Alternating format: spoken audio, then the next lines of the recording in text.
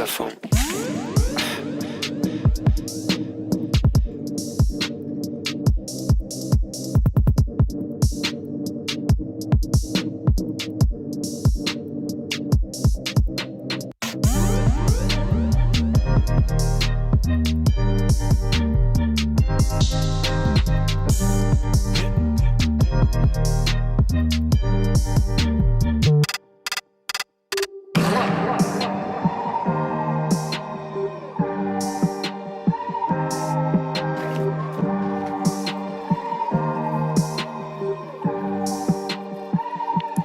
Pick up the phone.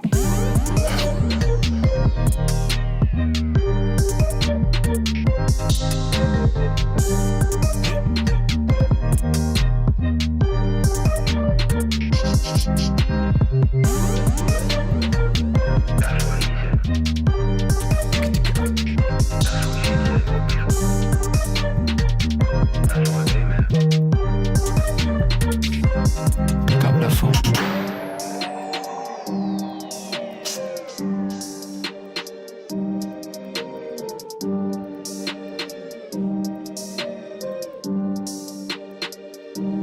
Pick up the phone.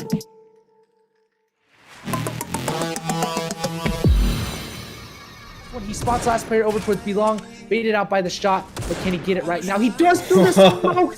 Jake absolutely dancing on them with his U ratio skills. Left with Jess with Knight. And he does find the frag, but Knight, is he going to check to his left? I don't believe so. And, well, he actually does, and he gets the kill. Oh, my goodness. Hammers, they're pulling this one back. And here's the, oh, my goodness. 4 frags in their favor. A 2v5 turned to a 2v1. How does this happen time and time again? Absolutely incredible from Hammers. 3 more rounds. That's all that separates them from a 13-0 round comeback. That'd be absolutely incredible for them. But nay, he wants to deny it for them. Frost finds 1 frag on himself, but Abuse comes back with a spray transfer. And finally, as I say, at Elevate, they pick up their first round in 10 rounds. And they're back. Has no big mistakes to make, but Snoops does get spotted out, and he finds 2. Menace now, the last player that has to clutch out for the side of IFL, and I think that bomb's gonna get tapped. The bomb is gonna get, no, he's not gonna get the kill there. And Menace, oh my goodness, what is happening? He tries to pull out his knife. You know what's gonna happen, because maybe their last teammate, you know, had some kind of connection issue. They're trying to get back, and they're stalling as much time so they can at least get to round number 3. Well, you think it's remarkable, but he can't. And that's the A site completely open now. It's going to have to be up to G2 and Wave coming in. Team Flash, you can see, might buy him a little bit of time there, but Naruto does get shut down, so G2 finds a frag.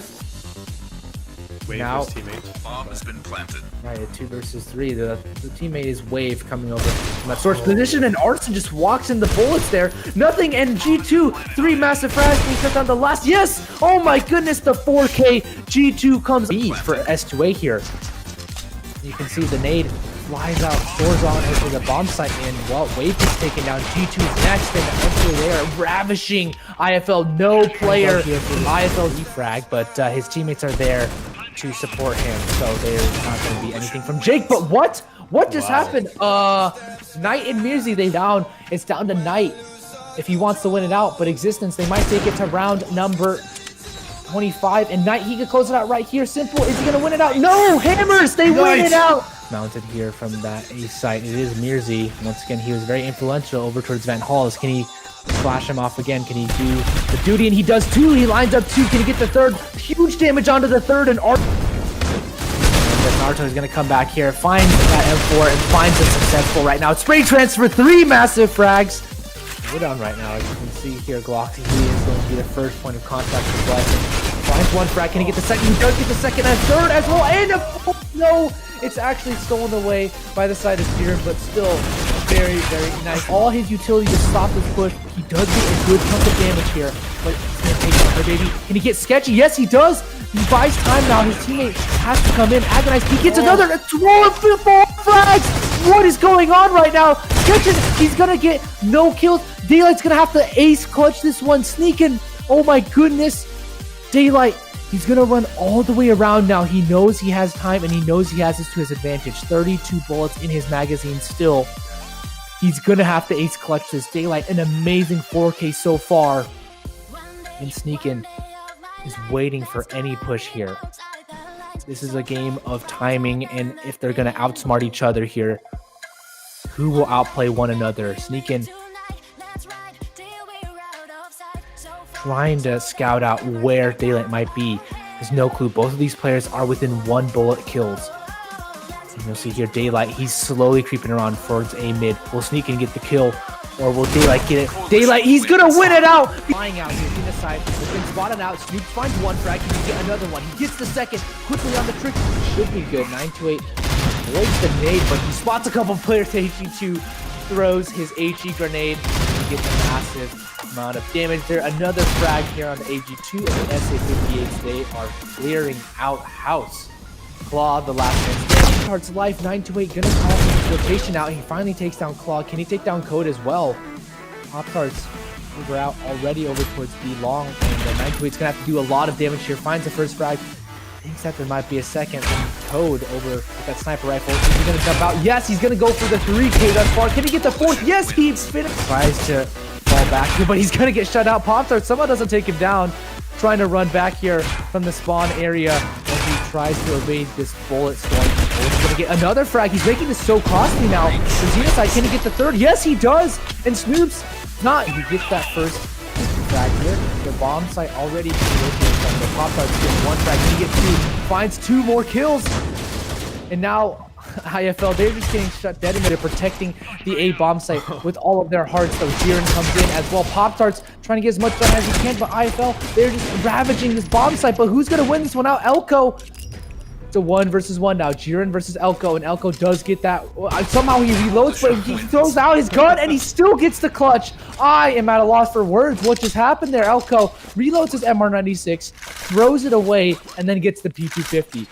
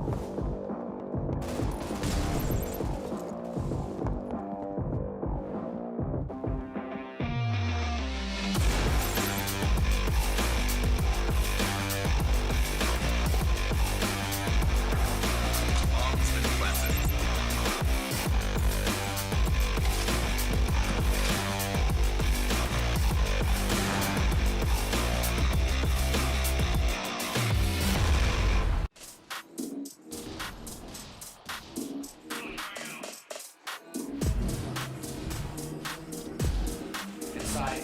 He's going to get nated down there. A little bit of damage on the head, but making fast on the flank. And Sai gets 2 massive frags there. Allows for his team to come in. Now Sai's going to be able to get the 4K.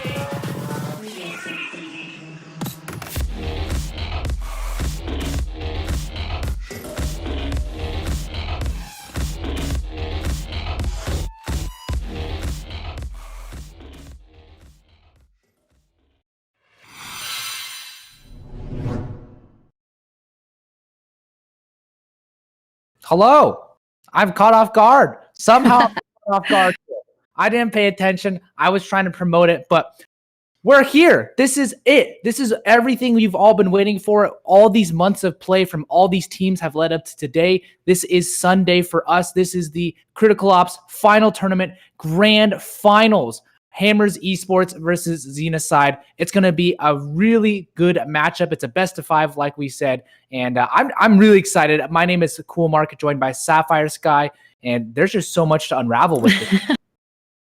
Indeed, there is. It's a beautiful day. I'm sure it is. And it's a great day to conclude these last 3 months. It's going to be I don't know. Lots of things can go ahead and happen. It is Xenocide. It's Xenocide versus Hammers Esports. I think Xenocide is a beast that has been sleeping. It's a relatively unknown team that has just made an appearance in the last month or so, more or less.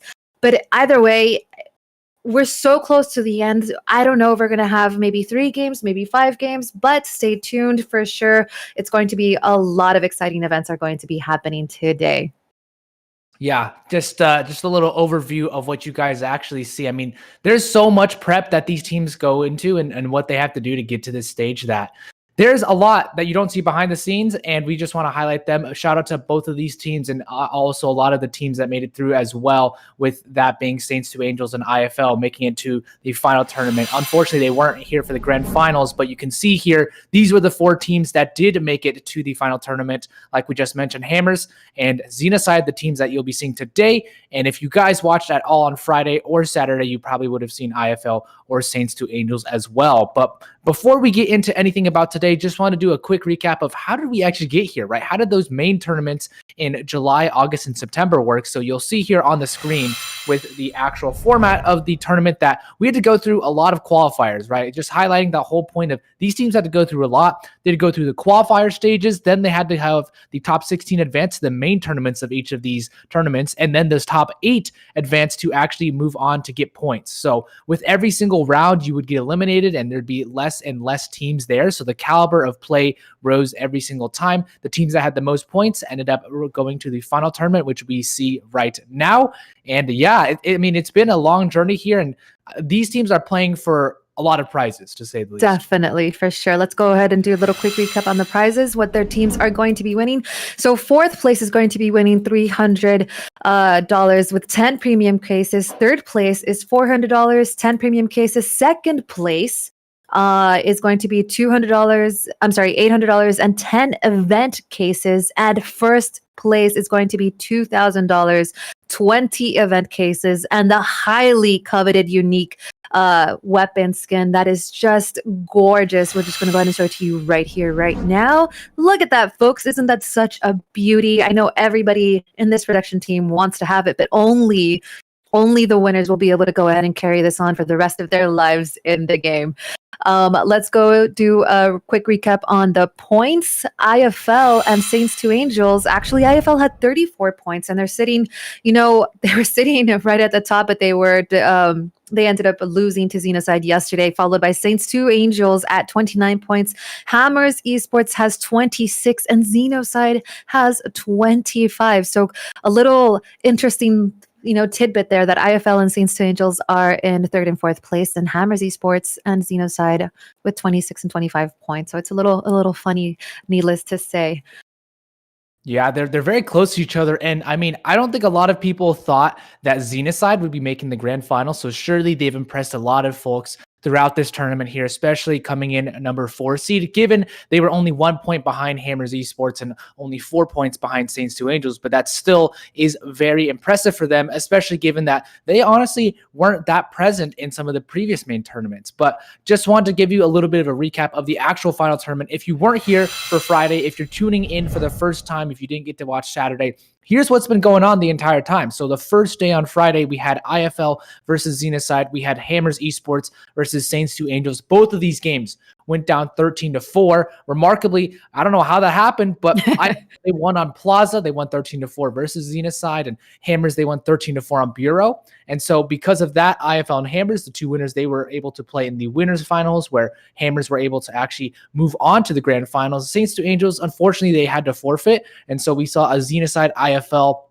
long, hard best of 3 that actually ended up with Xenocide taking the cake there. So that's where we're ending up today, with Xenocide and Hammers Esports. It's surely interesting to actually see, if you have actually been watching most of this, the fact that the 2 games or the 2 maps that were played, Plaza and Bureau, those are going to be very interesting to see today if we actually want to see those. But looking at the actual teams themselves, I mean, Sapphire, there's a lot to talk about these teams. Definitely. On the side of Hammers Esports, there's a lot of kills on the side for Mirzi for sure. Trax is also up there. He's actually showing up there twice. Frost is the one that has about 302 kills. But something very interesting to say, Hammers yesterday and even on Friday, they played really, really well. They showed us a surprising little sneak into like A side when they were playing on I think it was Bureau against S2A, and they're just full of surprises. They have the skill, they have the manpower, they have the experience, they have the synergy. You know, they are a little bit aggressive sometimes, where they show a little bit of impatience there. But you know, they still have been able to go ahead and land on top. And on Xeno, we have Claw, Daylight, Nath, Clutch, and Coat and Code.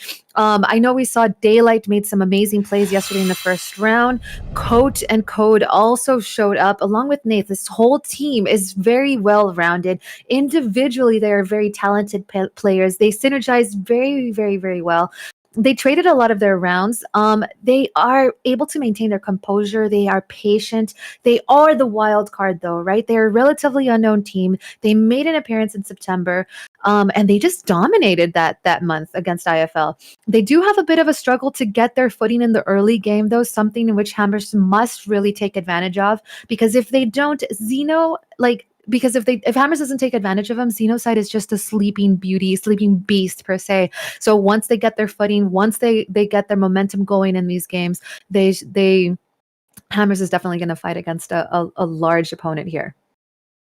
Yeah, Xenocide, I mean, like you said, they have the advantage of just being more of an underdog, right? So Hammers Esports, the tenured team, we've seen them all around. If you have been following Critical Ops for a long time, they were at the Critical Ops Amazon Mobile Masters in 2018, the land that happened for Critical Ops, and that was a long time ago. Still, though, some of the players on that team actually did compete, and they're still competing here. So, it's a different roster, but still a legacy tenure name. However, Xenocide, like we said, they have that surprise factor over them. But Hammers, they have a lot of things up in their sleeve. They have the experience on their side. They've been playing together for a while. And something, we just wanted to point out, there's a couple key storylines that actually will be brewing here. The fact that, I think first we actually want to go to our map vetoes so we can actually talk about these storylines. I think we're going to go to our map vetoes pretty shortly and just check out. So because it's a best of 5, you'll see 2 bans and the rest will be picks. So there will be at least 3 games played today, but the first ban from Hammers Esports is going to be that of Plaza. And I mean, this one is certainly interesting because Hammers Esports, they've played Plaza quite a few times, and they've actually had a little bit of trouble, and so have Xenocide on it. So it's a little bit interesting to see that. On the other side, what map do Xenocide play, or what do they opt to ban? They opt to ban Bureau, and both of these teams also have a pretty long history on Bureau. It's funny, though, because, not funny, but it's interesting because Xenocide actually, they've won in September versus IFL, but they chose to actually ban it today. So we'll talk a little bit about that later. On the side of the picks, Hammers, their first pick is actually going to be that of Canals, I believe, and you can see that on the screen. They chose to pick that as their first map. That's going to be the first map we're actually going to be seeing today because of that. And this map hasn't actually been played as much recently in the past couple of circuits, but we'll see how it goes down today. For the second pick with Xenocide, they actually take down, I believe that is Raid. So yeah, Raid is in the docket for Xenocide. They've played it a couple times, so have Hammers. And we'll see, I think, obviously we'll get at least Raid. And our third map that we'll for sure see at least is that of Grounded. So Hammers, they're going to pick up Grounded on their side. They've played it a couple times. Xenocide have played it a couple times. They've lost it a couple times. So it's unfortunate for them, but we'll talk about that a little bit later. The second to last map will be that side of Xenocide. They're going to pick out Port, which means our last map, if we go to map number 5, is Legacy. So I think for like what I'm thinking, why Hammers ended up banning Plaza, it's probably a map that you don't really want to give to Xenocide, just as Xenocide ended up banning Bureau. That is definitely not a map that you want to give over to Hammers like esports either. I don't think necessarily that they have so much of a difficulty on that map, but it's kind of like a weaker map on your end. So it's a really strong map on the side of Hammers. So go ahead and deny them that. The next map is going to be, I guess, Canals, Raid, and Grounded. Those are maps that we are going to be seeing for sure. I've going into this, last night, woke up in the morning, I thought that we would probably take it to 5 games. But seeing the history of these players and having a little bit of our discussion before the games, it kind of felt that, you know what, I think it's probably going to be 4 maps for sure. I don't think that we're going to get a chance to see Legacy. And I think it was you who had said that. So I'm just taking that away from you and making it my own. But yes, I do think that we're going to see probably 4 maps instead of the 5 here. I predict that Raid is going to be won by Xenocide, and then Hammers Esports is going to take it home with Grounded and Port after winning Canals. That's only if they're able to win Canals. Those are my predictions. Yeah, I mean, just looking at the maps that we're going to be playing, the maps that were banned, right? So for Plaza in September, Xenocide won twice on Plaza. They won versus IFL in the grand finals, and they won versus Merciless in the semifinals. Both of those were actually pretty close, 13-9 versus IFL and 13-11 versus Merciless. And so Hammers, they got destroyed on Plaza. They lost 13-2 versus S2A in the August grand final. So obviously Hammers, they're saying, hey, this is not our strong suit. We don't want to play Plaza. That definitely shows, that makes sense why they wanted to pick out that ban for map number 1. Xenocide, on the other hand, they actually have won the map of Bureau a couple times, and we've seen it a couple times as well. I mean, S2A, they've actually beat Hammers, so that shows a little bit of weakness for the Hammers side. And Hammers, they beat Existence in August as well, and Hammers, they beat S2A again and earlier in July. But Xenocide, they won 13-12 versus IFL in September, but they chose to ban Bureau, which means either they aren't confident on it or they wanted to play into their strengths more. And I think that's exactly what they're doing. Hammers, interestingly enough, picking Canals. In July, they were beat 13-4 by S2A. Mm-hmm. So they've definitely been working a lot on their Canals game. And I mean, Sapphire, what do you think about that? About having them on Canals? I think they're going to do okay. I don't think it's one of their strongest maps. I'm actually a little bit more interested to see what's going to happen on Raid. I feel that Xenocide has taken a lot of time to practice that map. We have seen in other tournaments where Hammers, they have been able to win. They have been able to win games there, but it's still not one of their strongest maps. I still think that even though they did lose on Bureau, it's still one of their strongest ones. If Hammers has been doing their homework since last month, I mean, they've had 2 or 3 weeks to prepare for this. If they did do their homework, actually look into Xenocide, look at their strengths, look at some of their strats and some of their plays, I think that they will be able to be a very strong contender on Raid against Xenocide. Yeah, I think one of the key points we also want to highlight is that of Grounded, because Xenocide, we're going to see Grounded for sure, right? It's our third map, 100% we're going to see it. Xenocide have lost 2 times. They lost yesterday on Grounded, 7-13 versus IFL. And in September, they also lost IFL, 7-13 on Grounded. The exact same scoreline. And Hammers, they've beat, or Elevate have actually beat Hammers on Grounded too. So for the record, none of these teams have really been that successful on Grounded. It just seems that Xenocide have had a little more trouble when it comes to Grounded. And so Xenocide, they really, I think in the past couple of hours, right, in the past 24 hours since their last match, they've really had to go through, look at the VODs, make sure that their Grounded is good, because Hammers will punish them. Hammers will make sure that their mistakes are taken advantage of on the map of Grounded if Xenocide haven't picked it up yet. Because, I mean, they've seen Xenocide aren't the strongest. They've lost twice to IFL already. So I think Grounded is actually going to be a big battle point. It's going to be a turning point, because if Hammers can pick it up, that might swing the momentum in their favor. I'm actually predicting that Xenocide will pick up map 1 and map 2. Ooh, interesting. I do think it's going to be okay.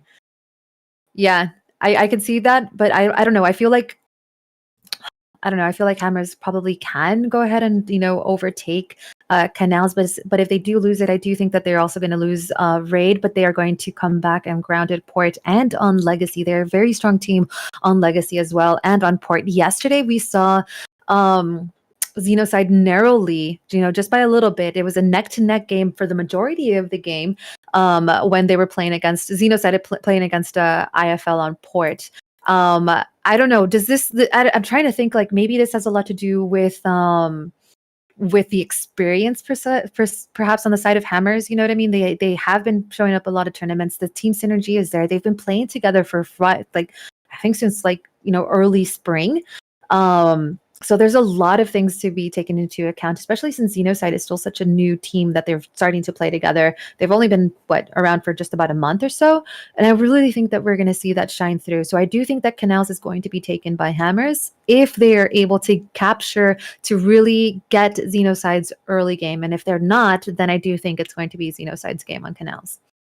Yeah, well, I think one thing to note also is if Knight's actually going to be playing, because Knight has been very impactful for them. I mean, Trax has also been impactful. We did see in that little score sheet that, I mean, Trax has been very impactful, as well as Mirzi. So I think these are the couple players. Yeah. Mirzi, Frost, Trax, and Knight. Those are the players. I think if we see those players show up, obviously that's 4 of the 5, but Mirzi and Knight specifically, those are really key players to be seeing in the Hammers camp. And I think on the side of Xenocide, if we see Daylight, if we see Clutch, and we see Coat, they've all had their fair share of clutches. No pun intended, but they've had their fair share of moments where they stepped it up. So it's been interesting to see. I think those are the 3 players to look for on each side, because it's gonna be a bloodbath for sure, and I'm very excited for this. This is the first time we've seen a best of 5. I think you've mentioned it the entire circuit, Sapphire. Fatigue. I think fatigue will finally come into play here. If we do go to map 4 or map 5, how will it play out? It seems like it's going to be very brawly, very scrimmy, not strategic at that point, because strategy might have just flown out the window. They might have prepared for it, but they might just be tired, and that's that might be what happens. So a lot of messy games for sure. I think we're going to be seeing. But just one thing to note: I don't think that Clutch is going to be playing. He had an accident earlier in the week, and he actually was the player who ended up fracturing his wrists. So I don't think that he is going to be able to show up. But I do think if we see Code, and Daylight on the side of Xenocide, I think they're going to be a very impactful team. And also, guys, we do have a giveaway that's going on. So this is going to be kind of interesting. For every map that we see today, that is how many winners we are going to announce. So if there's already 3 winners, because there are going to be 3 maps minimum. So there's 3 winners that are going to be announced. If we make it to map 4, 4 winners. Make it to map 5, 5 winners. So yeah. The giveaway will be posted after this match. So you can't enter in right now. We just want to let you know how it's going to be formatted. We just want to make it more interactive, because you're sitting here, you're watching along, having your snacks. And so we want to make it as interactive as possible, so you can actually, have a chance to win these. The more games that are played, the more cases that are given away. So we'll tell you how to enter. We'll tell you what the prizes are afterwards as well. But this match is almost ready. I think we're getting word from the tournament, the staff, that the match is getting close to ready. The players are just recording, making sure everything is set on their end. And once that's ready, we should be able to dive on in. Yes, indeed. I'm trying to figure out. I'm trying to see who's actually playing. I can't read. The names are so small, but I don't see Clutch for sure. I also have Trax Erupt.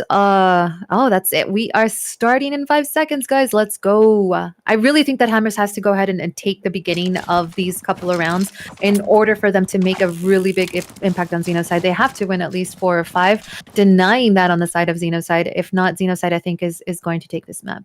Yeah, this is a very interesting setup from Xenocide. 4 players, almost 5 actually, all over towards A, and this is where Hammers are actually going. No one is on the B side of the map. They're opting to go all over towards A. This is going to be a bloody brawl. If you can see on the screen, Frost, he is over on the other side of the map, but the bomb somehow going to get planted with every single player from Xenocide there. And Mirzi, he does not want to see that sight. Claw comes in, and now the retake comes in from Xenocide. Corrupt, another frag on there, and Jake answers back, but is that enough for them? Xenocide seem to look to swarm the bomb site right now. The nade does come out, but kind of being in a perfect position for them right now. Frost is going to try and deny this defuse, but it's coming already in, and it's going to be Claw to go get the defuse. Erupt, he just wants to stay alive right now. He finds a frag onto Corrupt, but still, Xenocide, they come in with the defuse. A very interesting pistol round here. All players on the server over towards the A side of the map. Hammers has to be really careful here. They have to plan a little bit better. They have to, actually, whatever Xenocide did right now and taking out Mirzi first is great. Mirzi is such a good player. All of the members on Hammers are really great players, but if you have your eye on anyone, it is Mirzi. If he falls first, typically the rest of the team tend to fall. Frost, though, and Jake and Trax are really good at keeping their own momentum. However, I can see Mirzi probably getting a little bit anxious, just shake it off, keep going. It is still really, really soon. So it is something that we have seen on Hammers. They don't always necessarily win the pistol rounds, but Xenocide, if they can just keep doing, they typically have like a slow start.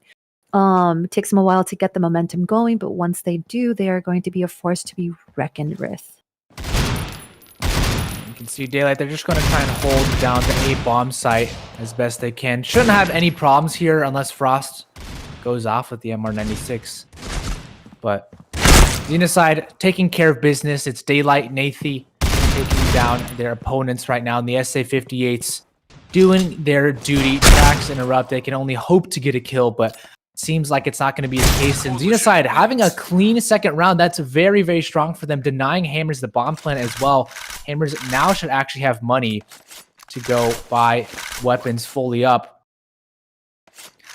But you can see here, it should be an interesting round because Hammers have all the AKs. They have good amount of weaponry, good amount of utility as well. They might actually opt to hit over to the B site. They haven't found success towards A just yet. So you can see the flurry of nades coming in. They're calling in for the rotations. Claw is going to be coming as fast as he can over towards A. And the utility from Xenocide, they don't waste it early on in the round. They utilize it perfectly. Nathan, he spotted them out. He knows that they're going to be rotating on over towards B. So he's going to be positioning himself in the most ideal spot right underneath this little stair area. He knows that there's some over towards tunnel, so he's relaying this information as he can hear it to his team. And Hammers have stopped just a bit. Daylight, he's spotted out a couple players. I think that's Jake over towards spawn area. But maybe can he get a frag? No, he gets spotted out. He's ahead of the stairs with a new up that you can actually sit on top of them. I'm not sure if he was aware of that, but with this, those stairs have been opened up. He can peer on over there. Hammers Erupt, he's actually able to take down Corrupt as well. So the AKs successful so far, and the opening picks, they're gonna have to do a lot of damage here. Code seemingly backing off from this bomb site. If he can take down Trax, that'd be a good start, but no can do. So Claw and Daylight left with their SA-58s, and it looks like this is a done retake. He finds one frag, but that alerts them of his positioning as well as his teammates. So they're going to have to come in for a very, very tough retake if they can even get the first frag here. He is in an off angle, but they do take him out. So it's a 2 versus 3 now. It's looking possible, but Jake will take down Claw and a Daylight to mop it up for Hammers. They're on the board early on, and they get the bomb plant as well. Great calling on the side of Hammers. They were going to go towards B. They decided to rotate towards A. They were able to go and run back. As long as they got the plant, they were able to plant the bomb going through mid there. They played it a little bit slower. They decided to take a little bit of their time, which is great for them. They tend to be early aggressors as well. But holding back, just trying to see exactly what's going on, they were able to gain that round there. Yeah, that was an interesting shot. I think it was Erupt taking a bit of damage. Unfortunate to start the round off, but Xenocide have been able to get that early health advantage on. It's Xenocide playing a very typical setup for Canals. 2 over towards B, 3 over towards A with the rotate from Claw. He's playing over towards the spawn stairs area. He can be the rotation because B and A are so far.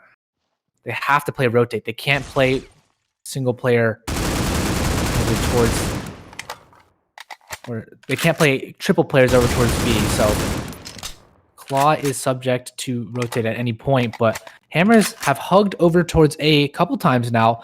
They found success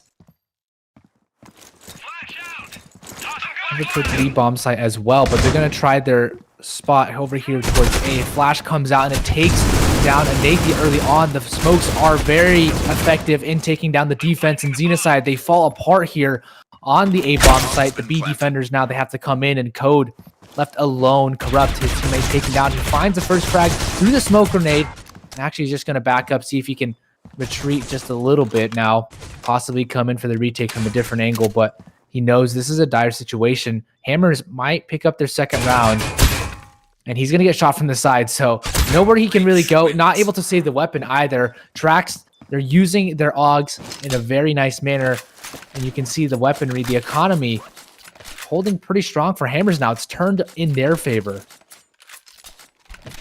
It has. I think they should continue going to A site for sure. Xenocide is spread out. They have to be. You can't really have everybody hovering over to one side, but it looks like, can't really tell. It's 3 on A, 2 on B, or is it? Yeah, it's 2 on B. Going. B. Yeah, they're rushing out Code and Corrupt, but they're not going to find any success. Yep. Nothing really much as the Hammer side Erupt cleans them up essentially. Nathan, if he can find any frags, that'd be a consolation, but they don't. They don't get the bomb plant, but still a clean round from Hammers, and this looks like it flopped from the side, or it flipped from the side of Xenocide. They had 2 nice clean rounds to start. Hammers came back with 3 in a row on their own, and now Xenocide should have money to buy. The sniper coming out from Nathan. We haven't seen the sniper very often in these final tournament rounds yet. So we want to see how effective it is, but the hit is very heavily, fast, quickly going to come over towards B, and they have 3 defenders over there as well. The nades coming strong from Hammers, but no players fully committing to the B bomb site just yet. See Mirzi's over towards tunnels, looking for any rotations, but Nathan takes him down, and he backs off as well. He knows that his time is shortened if he stays over towards that stairs position. Mirzi spots out Daylight rotating on over, but Claw takes him down over as well. Trax, he finds a frag ultimately on the Corrupt, but this is looking interesting for Hammers. They're going to have to adjust on the fly. Jake does take down Daylight though, so this gives them an opportunity, but Code might strike at the perfect moment. Catches them with their pants down. Trax does get eliminated, but Erupt comes in for the trade, so now a 2 versus 2. Bomb still sitting over towards B long though, and 50 seconds left. Jake wants to catch him off guard, and he will do exactly that, but no, Claw comes back with 2. The HK, what? It rings true, and double headshots grant Xenocide the tie game.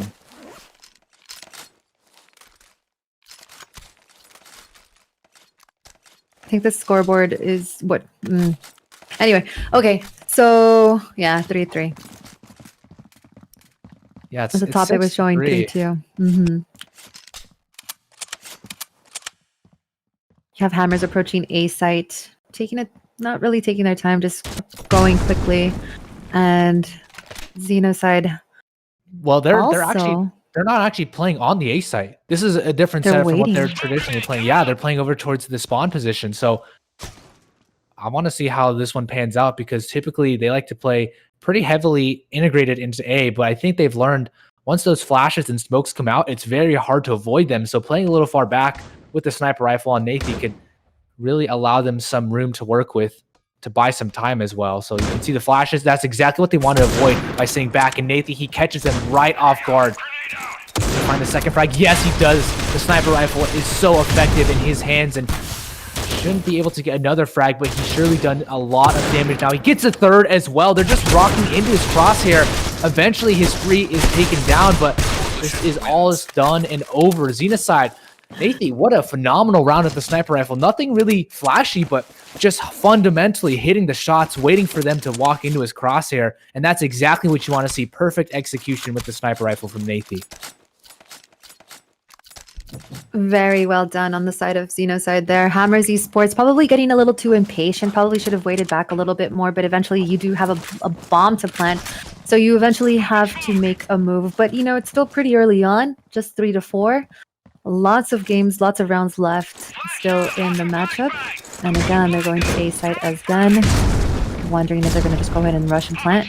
It seems Well, like they Xena's are. side are playing such an interesting coalition side. If you saw earlier on, they were playing 2 over towards Cat and 3 over towards B. So they had no one on the A bomb site. They still have no one on the A bomb site. Hence, Hammers being able to get the bomb plant down. So Corrupt does get taken down now. Code has to come in and find this flank, but he can't. Frost shuts him out, and this smoke is just slowly ticking away at the time. Hammers, as long as they can maintain this bomb, it will be their success, and now they're getting shot from the side. Erupt comes in, and this is a nightmare retake here. Nathi, the sniper that was so successful in the last round, now he has to go save it. He has to preserve his weaponry as they move on into this round number 9, possibly. Hammers, once again, look to tie it up. That was an interesting setup, and surely in their comms or their team communications, they're probably saying, hey, let's not do that again.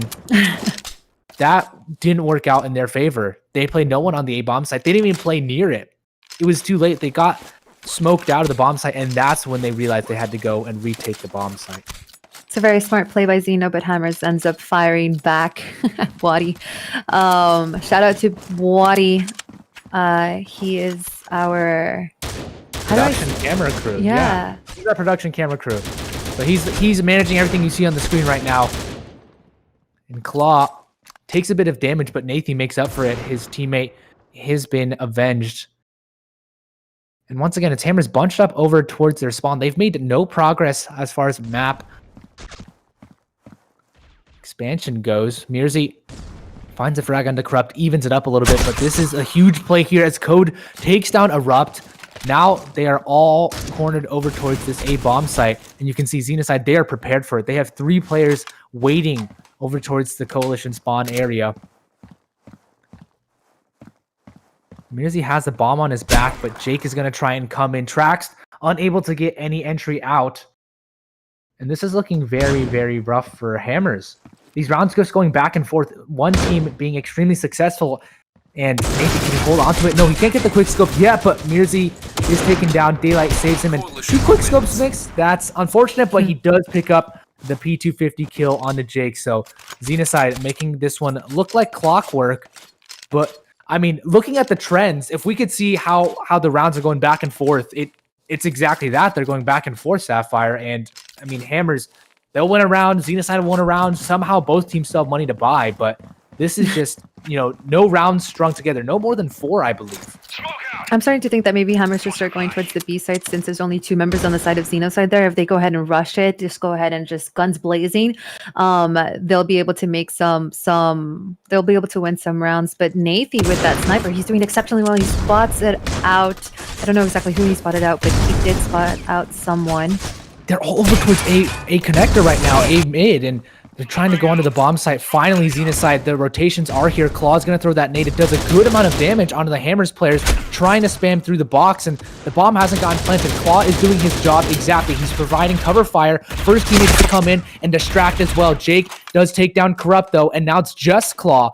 Now his role switches from being distraction to being prevention. He has to go and make sure this bomb doesn't go down, and he's not able to do that. Hammers answer right back. Once again, like we said, the teams are just answering back and forth. This is such a chaotic game. No team able to string any more rounds in between, and this is what we saw. This is what I expected to see later on in the matchup, but not so early on, right? Definitely. Yeah. It's neck to neck right now. It's, again, Xenocide gets one, Hammers then gets the next one, then it's Xenocide, then it's Hammers. I wonder if we're going to follow.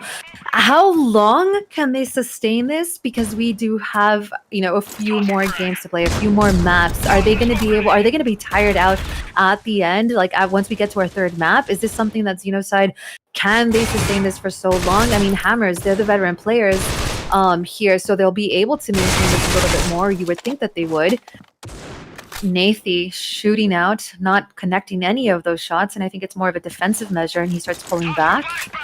Yeah, Trax, he's going to throw that flashbang and just distract them a bit. He knows that there's a couple players over towards B, but he doesn't want to get caught off guard. He knows that players over towards Canals, and that's Corrupt caught off guard. A 4 versus 3. This is their best opportunity, but they come back in return. Daylight finds a frag as well, and this is looking back and forth once again. Hammers have the bomb. Jake, he has been very successful in this game thus far. You can see 12-5. Mirzi hasn't found success, but it's a team game, and they're trying to hold each other up. Claw denies Mirzi any more damage or impact into this round. And now Jake has to pull off the 1 versus 3, and it's not possible. Xenocide, this game just keeps on giving. 6-5 now in favor of Xenocide, and this could be a dead even half. Jake and Nathy, the 2 players to step up for their sides respectively. We highlighted Mirzi to be the top player, and while he's not up there, I mean, they have teammates that have pulled up. I wonder if this is a warm-up just for Mirzi. Typically, he does do a little bit better than he is right now. But it seems like... Fast play over towards A, and they're caught off guard.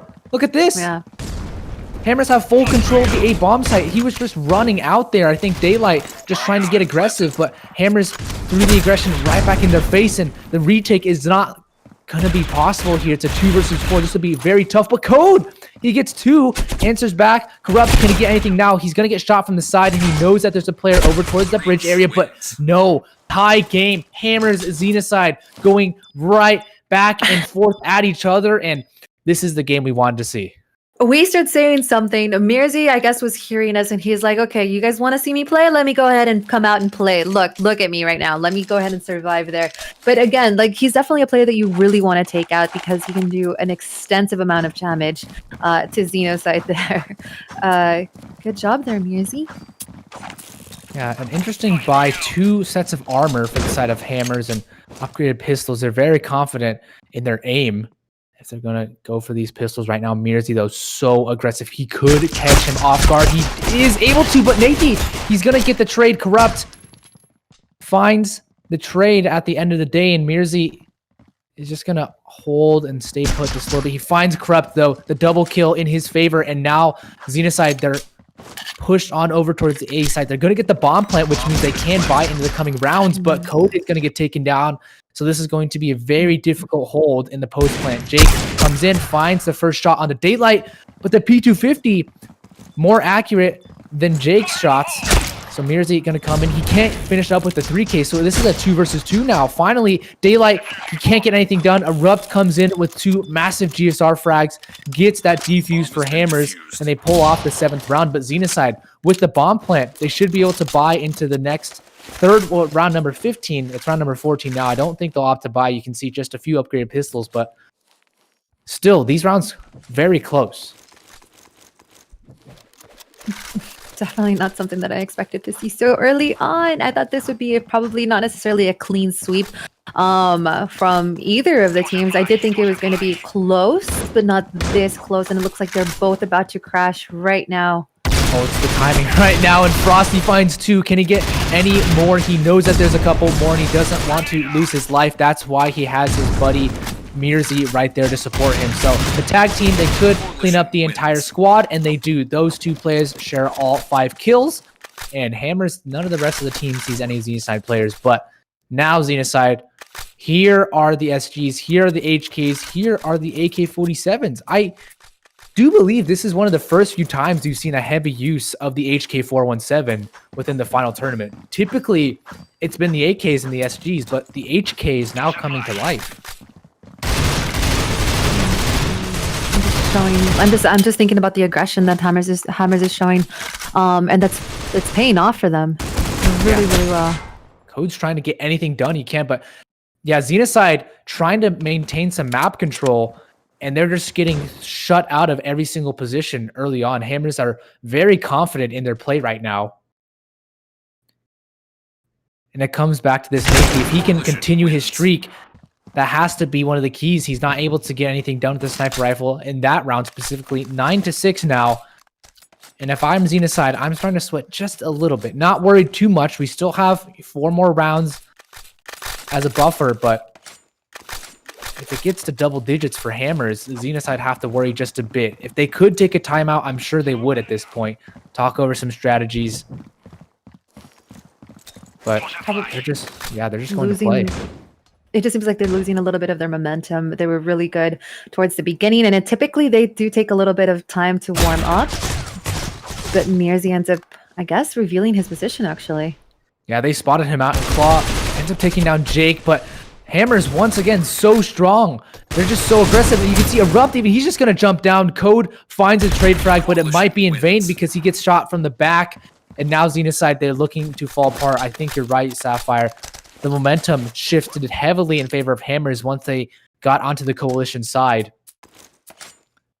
And Xenocide, they have to pick themselves up. They have to get their composure together. They might want to opt for a heavy push over towards one specific bomb site instead of splitting up, but They're splitting up into anyway. yeah, it looks like they're playing a pretty default setup. They're trying to capitalize off the aggression from Hammers. You can see Nathan, he's going to be ready and waiting. He takes Tracks down early on, predicts the aggression from Hammers. So all players from Hammers already over towards A. If they take the bomb over towards B, that's next to Daylight, they could have a free bomb site. And you can see Code and Claw, they're slowly making their way on over, slowly scouting out the rest of the map to see if A might be or B might be a possibility. But Hammers rotating back over towards B, wanting to make sure every bomb site's covered off. Frost, has he been effective? Yes, he has with the M4. And so now an even game. Xenocide have to decide where are they going to take the bomb. It looks like it's making its way on over towards B. But Claw does shut down Frost. So Mirzi takes down Corrupt, and Claw has to go with his team. It's going to be all down to Jake to hold down the bomb site. He takes down Daylight. And can he take down Nathan? Yes, he does. Can't get Claw, but that's enough damage done onto the Xenocide players. And if he can get this bomb down, that would be even an accomplishment. He does get it, but it should be very tough for him to hold on. Finds a first frag onto Erupt, and he hears him over towards this Coalition area. Mirzi, he's going to have a tough area. Oh, Claw. No, he didn't. He didn't hear him out, and Mirzi's able to clutch it out. He's had a slow game, but he clutches when it matters most. And 11-6, Hammers look to pick up their first game. This is, once again, slipping away from Xenocide.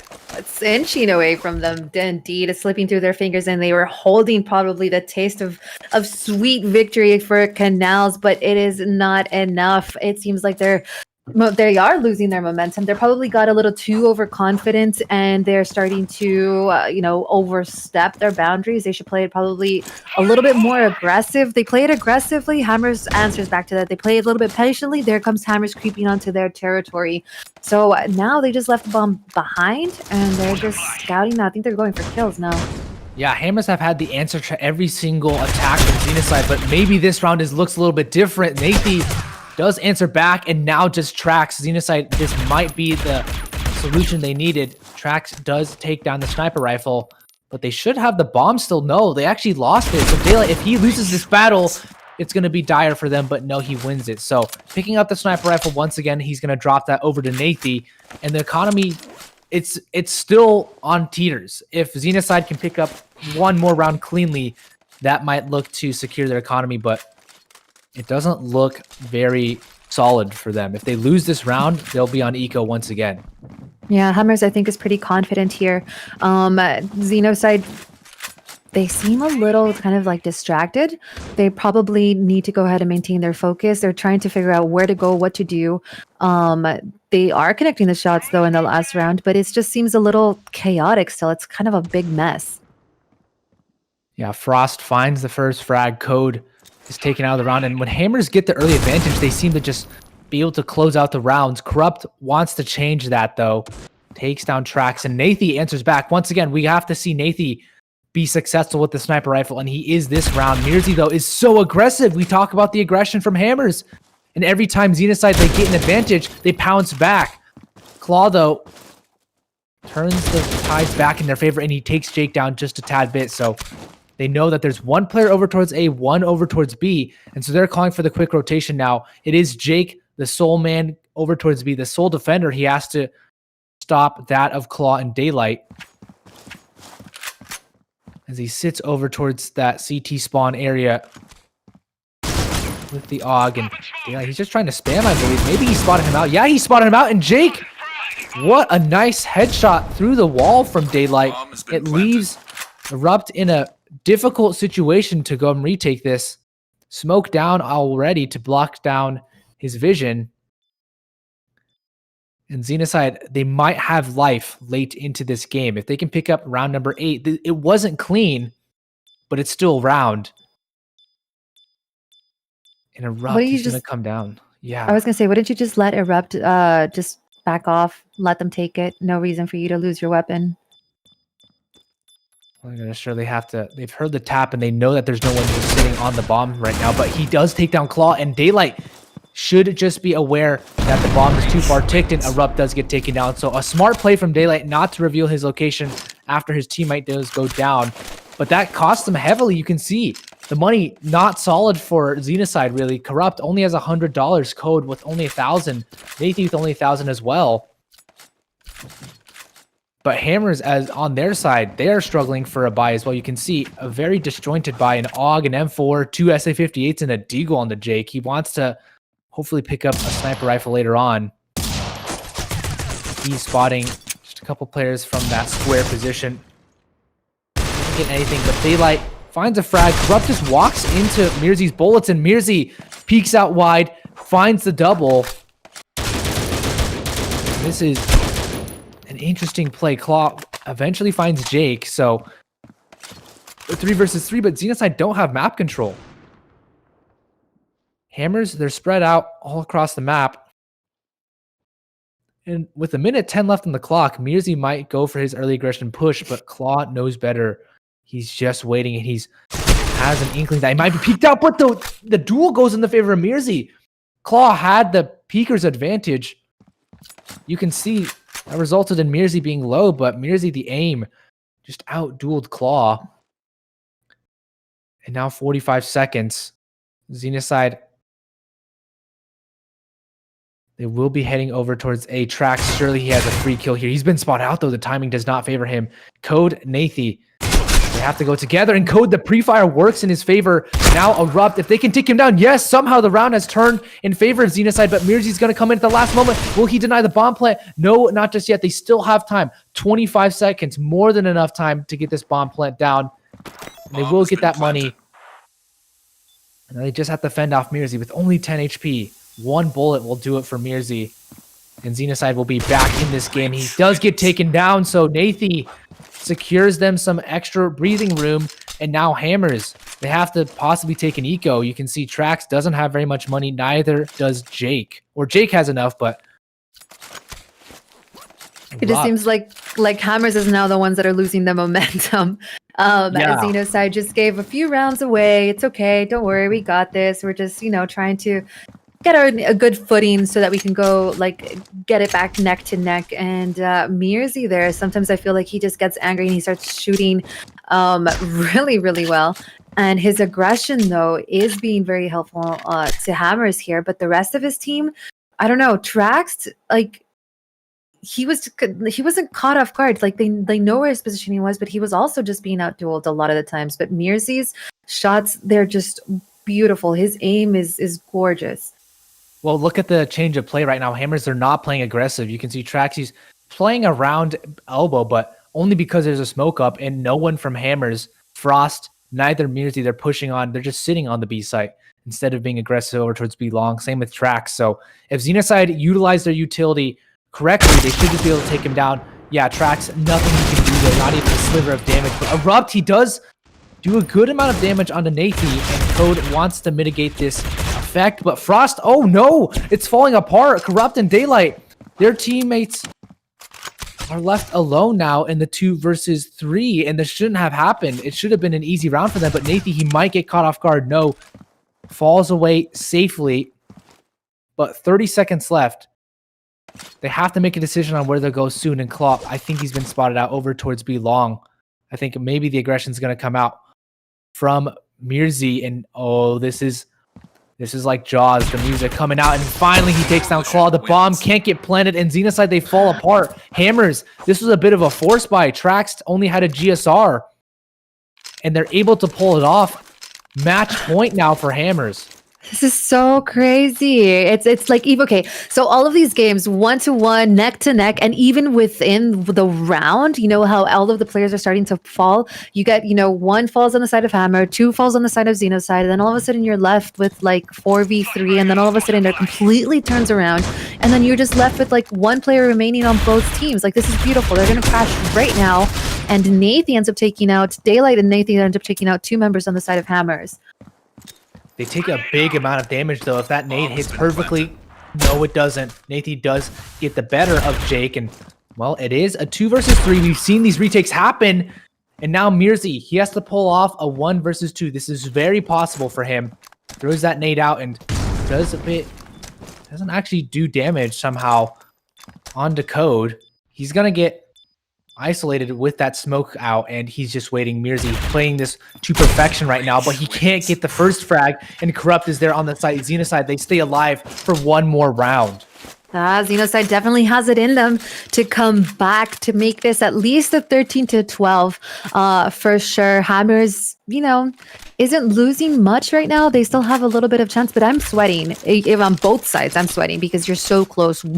Miscalculation, one misstep, and it's Hammer's game. But also on the side of Xenocide, they're close. They can taste the victory, but is it going to be enough? Do they have enough strength to get through it? Yeah, 3 rounds in a row is definitely tough, but Hammers, early round, they haven't been playing very aggressive. You can see they stack 3 over towards B, anticipating a B push, but it is Trax to slowly go over towards Cafe. He might look over towards the tunnels position. As you can see, he just wants to get information. The smoke denies him that, but it will fade eventually. And he's playing this cheeky off angle right now. Teammate Erupt does get spotted out. Erupt is on a sliver of health right now. And it's Claw to take down Mirzi. So this looks like it should be a Xenocide round with Erupt so low. Corrupt has his teammates, and the bomb still dropped over towards top tunnels, but Trax comes out, finds the frag, and Frost, he does a good amount of tag damage, but Nathy ends up finding the frag. Both players so wounded, Erupt and Nathy, but Xenocide should have this round. Claw is clearing out B as we speak, but he takes down Trax, Erupt as well, so the B bomb site is where they're going to end up, and Jake, he could deny this bomb plant with that smoke grenade down. Only 20 seconds left. This could definitely be a heavy hitter if he goes and denies his bomb plant. I don't know if they've cleared it out right now. It is Claw to sit over here, but he gets taken out. And can he deny the bomb plant? No, he can't. The bomb does go down, and now Daylight is there ready and waiting, but he does find the frag, and this is getting tough for them. Oh my goodness, Jake, he almost gets the clutch, but no, Nathy denies him at the last second. 5 HP too. Jake was almost on for a 1v4 clutch to win the game, but Xenocide, they hold on. One more round. We could be going to round 25 here, the last one. Oh my god, I am sweating over here. My nails are gone. I have no more nails to bite, and this is the start of our tournament. Like, this isn't game 5. This is game 1. So I can only imagine what's going to happen in the rest of the maps that we go ahead and see later on. And you kept saying that this should be Xenocide's like win, and I'm thinking to myself, well, who knows? Because Hammers does come back in the middle of the round and turn it around. But Xenocide was just being able to plant that bomb, and great plays all around on the side of Xenocide. Hammer's opting to gamble and stack early on so late in the game, and when it matters so much is ballsy. I'll say it. This is not a play you typically see with everything on the line for map number 1. So Corrupt, you can see the reason he looks down, he wants to avoid the sniper shot. If there was anyone over towards Sniper's Nest, but there isn't. So this A defense looks like they're going to get tested here. Smokes, flashbangs will come out, but the bomb is actually going to make its way. The bulk of the hit is actually going to come in from A mid, and Trax, he's so blind right now, so he wants to play around the smoke. He finds a couple players, but he can't get the kill. Hammers, they look like they're falling apart on the A bomb site, and it's a 2-1 versus 3. Xenocide, have they pulled us all the way to map or round 25? Bomb has been planted. We are all on the edge of our seats right now. This is a remarkable game to start off. I wish we could go to overtime, but there is none of that, and Frosty has to reload. The most unfortunate of situations. They know where he is. He's running out of time, running out of ammo, and he's going to get spotted out here. Xenocide, we go to round 25. It doesn't matter every single round prior because it's all down to this, and Hammers, they don't have the best of buys. Erupt only has enough for an M4, and Armor doesn't have a lot of utility. Xenocide, they could take this one away with the comeback. They came, what was it? Oh my gosh. I just want to see what happens. Like, I'm at the edge of my seat. Everybody is at the edge of their seats, and like I said, this is just the beginning of the tournament. We have so many more things to go, and they're about to crash. They're approaching. Yeah, there we go. Yeah, Xenocide, they have a 2-for-1 trade favoring them right now. Code and Daylight, the AKs overpower that of the M4s, and they're going to go aggressive. Frost, I don't know why he's speaking out there. No reason for him to. Doesn't need to take the fight to them, but Xenocide, they will gladly take it any day. In a 2 versus 4, Xenocide are grinning to their faces, claw one step closer, and Xenocide, they pull off the comeback 13-12. Map number 1 goes in favor of Xenocide, and oh my goodness, ladies and gentlemen, we have a match on our hands. That's only map 1. We go to Raid next, and that's the pick of Xenocide. Oh, wow. Holy moly, this game is just marvelous. All of the plays from both of the teams, they did really, really well, but Hammer is just missing a little bit of those shots. There's no reason to be overextending. They got impatient a little bit there. You could tell that, maybe they were just like tired of just waiting, but then you did see a bunch of rounds that they were just waiting around for Xenocide to come to them. This was just neck to neck. This is what Critical Ops is all about, taking the game to the very, very end, showing everything that we can on both sides. So just amazing, amazing plays there. Mirzi, he was in the beginning of the match starting to be really, or beginning of the match, yeah, very, very low, but he ended up being on, I think it was almost on top. I think he got second on the side of his on the side of his team there.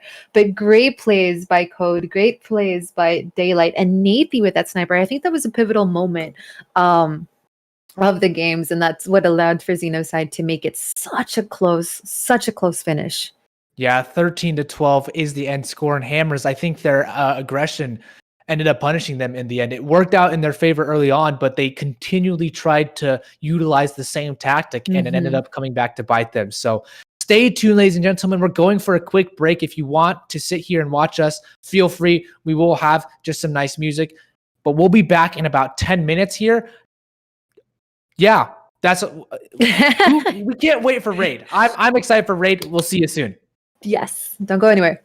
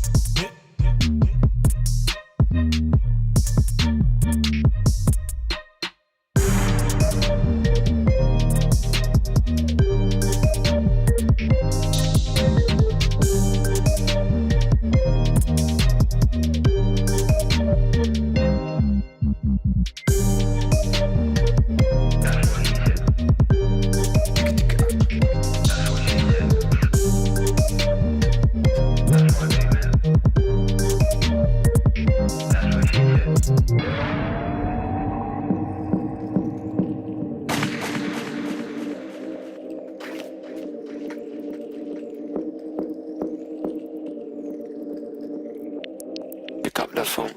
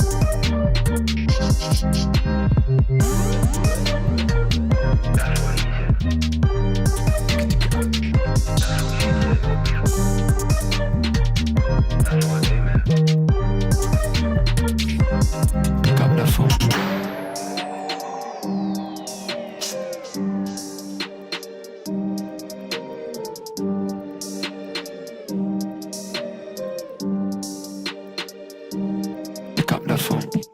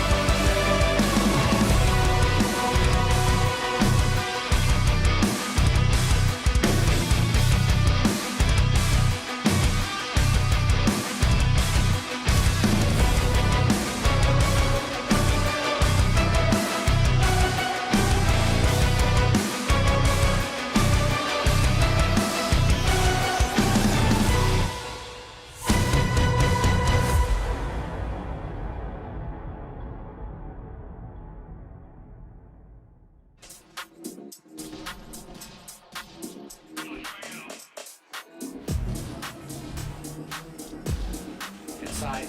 He's gonna get naded down there. A little bit of damage on him, but Mickey is fast on the flank. And Sai gets 2 massive frags there. Allows for his team to come in. Now Sai's gonna be able to get the 4K.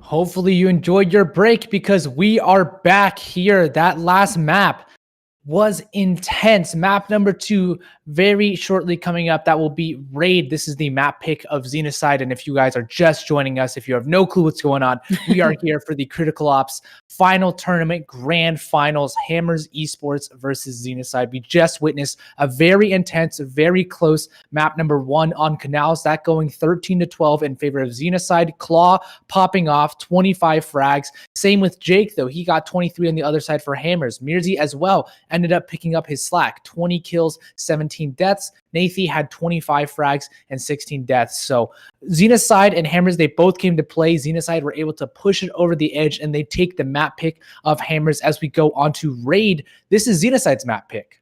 Definitely. Something to note, I know Hammers tends to struggle a little bit more on the pistol rounds. Maybe they should be a little bit more patient, kind of waiting back a little bit. There was a lot of times in that last map that they were very aggressive when there wasn't a need to. They were on the coalition side. You should let Breach come to you. There's no reason for you to be peeking out there. And it did cost them 1 or 2 rounds that pretty much ended up being the upset of the game. Also, though, that last map, oh my God, it was such a nail biter. It was neck to neck at the beginning, got halfway through, and then, Hammers did have a very healthy lead, and then they just blew it. It's pretty upsetting to see that, though. Like, there's no reason for them to have to be overextending as much as they did. They got impatient, and, it got the better of them.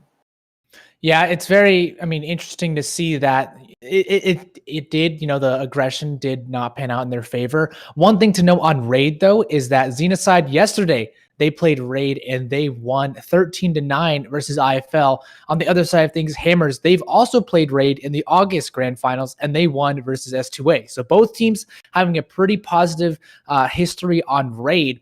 We do want to mention, though, before we talk any more about the teams, one of the cool giveaways that we have going on. Yes. So I know we mentioned it a little bit before we actually began the first map, but want to give you some more details about it. We will be giving away 30 premium cases to at least 3 lucky winners. If we go to map number 4, then we'll have 4 winners. If we go to map number 5, we'll have 5 winners. It's very simple. However many maps there are is however many cases we will, or however many winners there will be. So 5 maps, 5 winners, 3 maps, 3 winners. So it's very simple right there. All you have to do is go to the tweet on @COPS_esports, reply with hashtag COPS circuit, and reply with your in-game name down below, and you'll be entered in.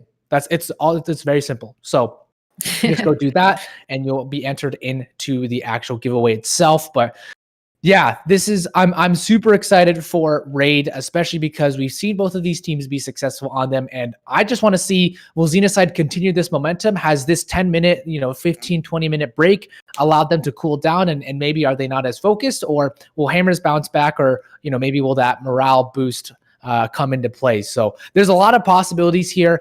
Xenocide could definitely take it 2-0. And if it's a 2-0, that looks like it would be tough for Hammers to come back. On the other side of things, we know Hammers have the morale to come back. And they are the reverse sweep kings at times, both of them actually. We crowned them. We were talking about this before the broadcast actually started. Yeah. Wadi and us, he was like, yeah, so you've called Xenocide the reverse sweep kings. You've also called Hammers the reverse sweep kings. And I said, yeah, this is true. So, well, whoever gets up to an early start might get reverse sweeped. Either way, that would make a great storyline. But I'm excited for Raid. Yes, I am too. Hammers for sure.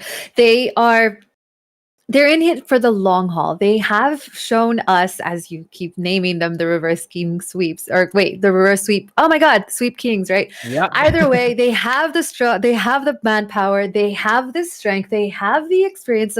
We have seen them play in other tournaments. They have surprised us up and time again. It wouldn't surprise me though that Nick, the compliance, the manager on the side of Hammers, they ensure that they have something up their sleeve waiting for us to be shown. Didn't see too many of that tactical gameplay so much as we did on Friday. or yesterday actually on the side of Hammers, but today, right now on this map, I'm sure that they have a few secrets coming up. And on Xeno's side, as long as they're able to quickly get to the site and plant their bombs and, you know, hold their ground, they should be all right. Yeah, I'm sure we'll be able to get those numbers up on the side for you guys. But Xenocide, they are on top of each other right now, literally.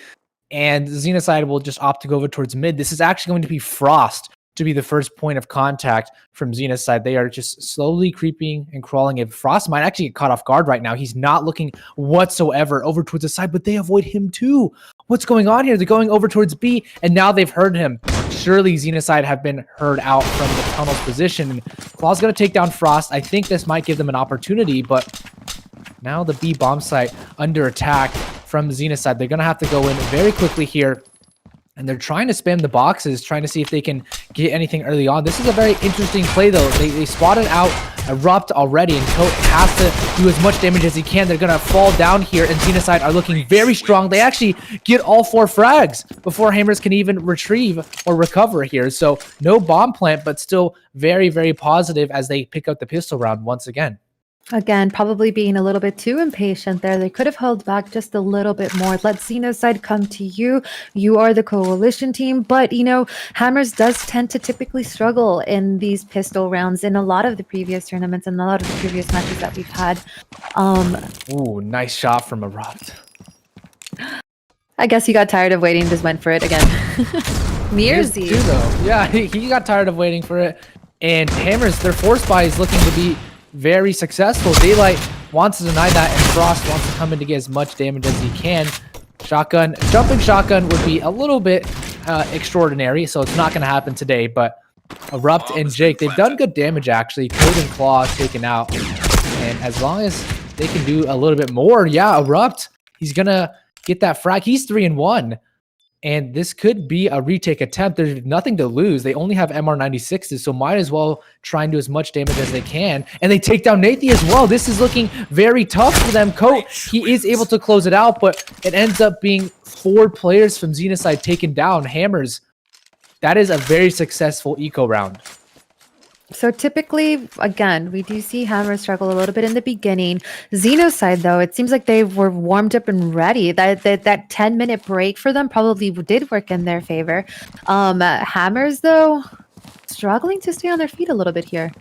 Yeah, it's only round number 3, so we'll see how they recover, but it is indicative early on if they can maintain their composure on the Coalition side. Xenocide, though, will opt to go for a very standard default. The bomb alone, it's interesting to see Coat all the way over towards A long, very sure of his positioning that no one will push up aggressive. There is only one person, Frost, that's sitting over towards on the A-bomb site, but Nathy could cause a lot of damage. It is Erupt, though, sitting over towards this truck area, and he could definitely take him down right now. He does spot out Daylight in that new door area. Might have caught them off guard. Erupt too just has that nade whiz past him, and I think Nathy might have heard him, but Erupt takes down Nathy for some reason, just runs out carelessly, and now Hammers have some momentum in their favor. Jake eliminates Code, and Claw taken out of the round as well. So just Code, who was alone on his own, and he is now alone with his team. 1-2 as Hammers, very clean round from there, and no one dying. So, and they also denied the bomb plant. They also denied the bomb plant, right? You mean?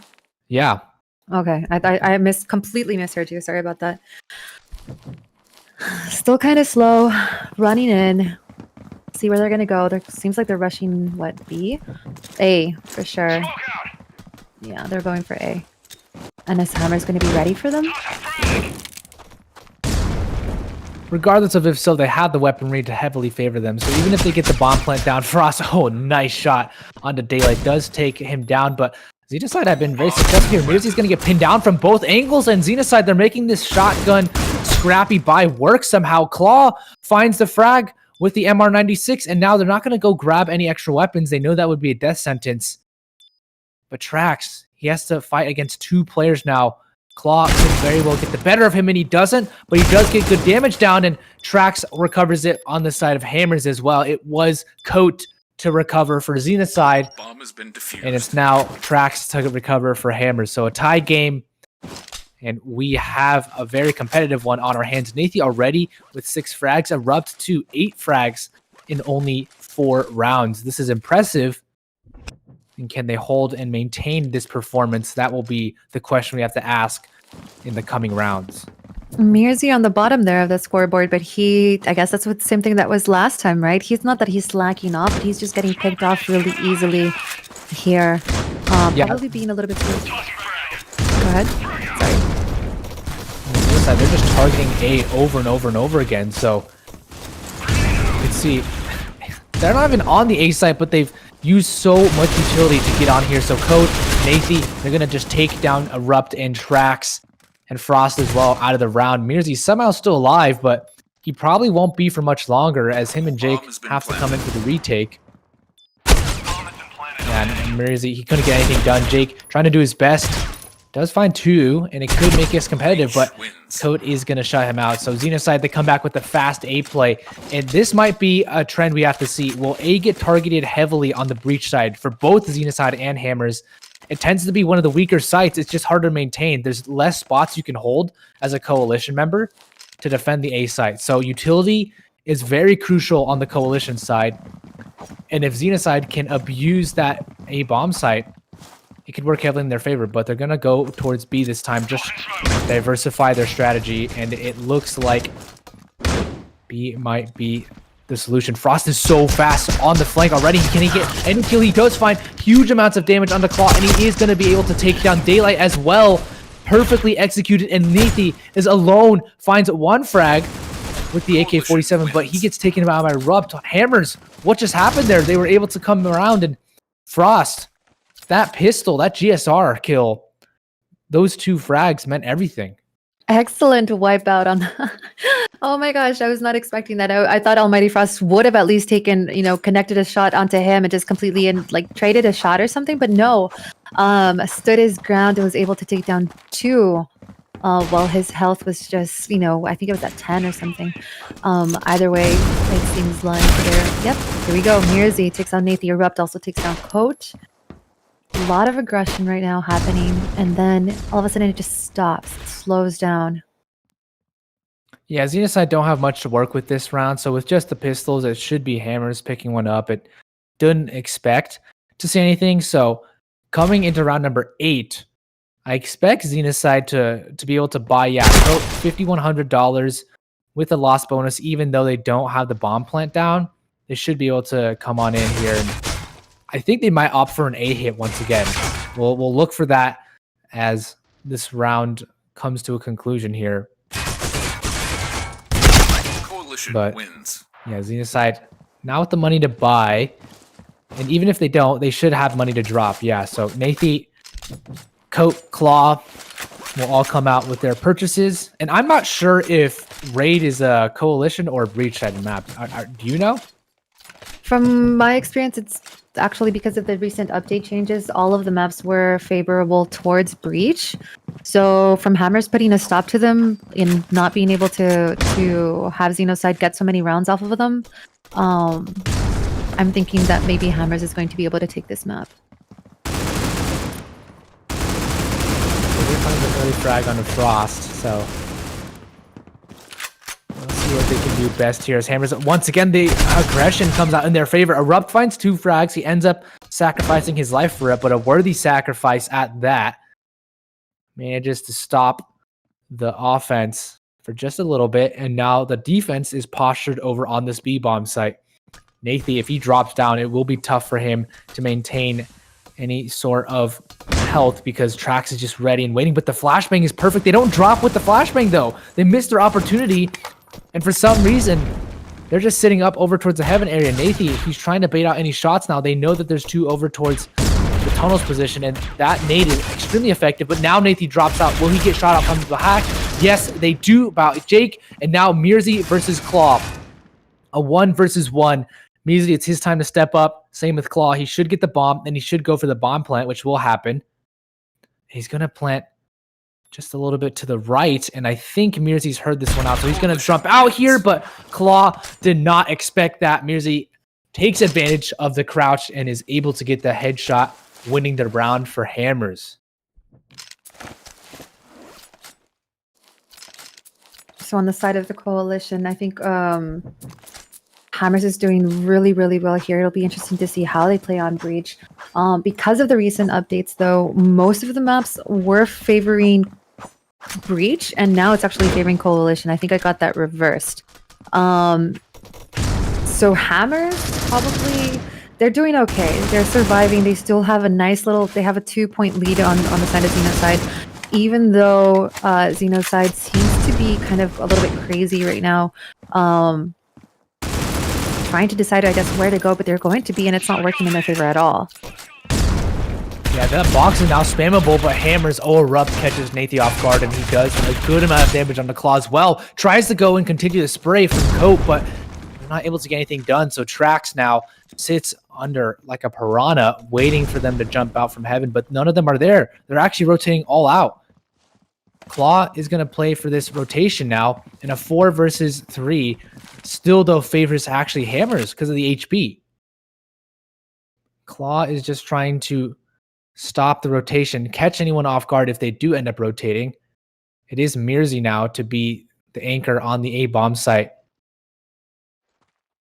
And Daylight's going to have to do most of the work here. He's the one with a high amount of HP. Now the rotation should be coming on in. Code does get shut out. Do they have any utility to flush him out? Claw has the smoke, but he's far away. And Daylight, he's the one to able to trade out. So Jake now comes in. I don't think Daylight knows, but yes, he does. Able to trade out. Low HP on the both Daylight and Claw. Trax now has a very doable 1 versus 2 clutch in his hands.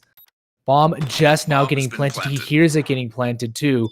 So he knows that there's one on the bomb site. He doesn't know where that second player is. It's Daylight on the bomb site and Claw over towards the long position. Oh no, he can't spot him out, but now Daylight shuts him out from the side, and Daylight ends up the round with a 3K, clutches it out with the help of his teammate there. But Xenocide, that was a round by the skin of their teeth.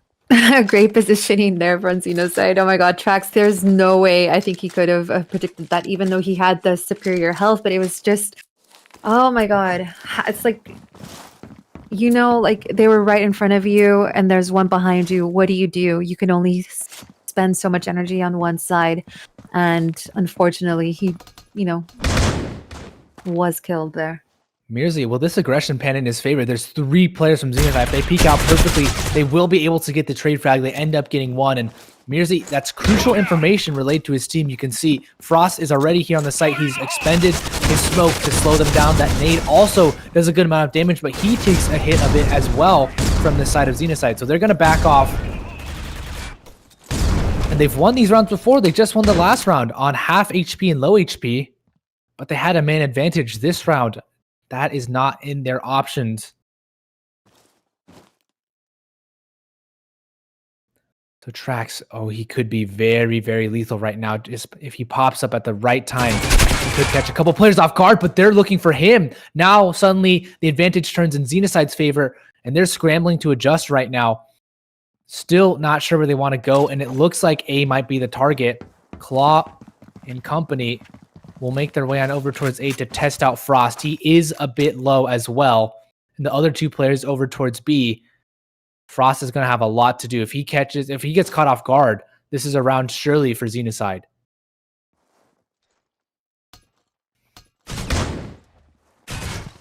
Frosty has a lot to do. He's getting shot from the side, and yep, the A site falls on their way side. Erupt. While he is 14-6, he has a lot of work he has to do here. And Jake takes down Nathy. The bomb does get planted, though. So full HP on both Jake and Erupt. Daylight and Claw combined have around that HP. And it's falling apart here. The post-plant position favors Xenocide. But, oh, Code is able to close it out. He had the high HP. And these rounds going back and forth just like we saw in Canals. It's not any different. And the scoreline reflects that as well. This matchup, these teams, I don't think we could have asked for a better grand finals. I don't think we could have. They're gonna take a while. It's gonna be 6-6 before we go ahead and switch sides, and I think we're gonna probably see the same thing. Hammers is gonna take off a few more rounds on the side of Xenocide when they are on the Breach side, and then Xenocide is gonna come back simply because I think Hammers is probably starting to get a little bit too overconfident towards the end there. we'll see right now. There's going to be mayhem going to happen right now on the side of B. Maybe it avoids the nade. I think his nade actually went over towards B long, which is not where he wanted it to. So smoke also the nice vision from the B long area, but once again, no one's there. So trying to bait out the shots from Trax. He knows that there's one over towards the bottom right, and he plays that to perfection. Put the worm, and the fish will come to you. He plays that hook, sinker, and bait. Claw finds another frag. The nade gets that damage done, but Frost gets shut out of the round, and Mirzi has to come in from the tunnel's position. The bomb will get planted. He won't stand through. Bomb has been Well, he planted. tried to stand through, but he won't get the kill. And Claw answers back the spam. He says, get out of here. So 6-5 in favor of Xenocide. They get the bomb plant down. And as we come into the last round of the half, Hammers, what did they have to answer back with?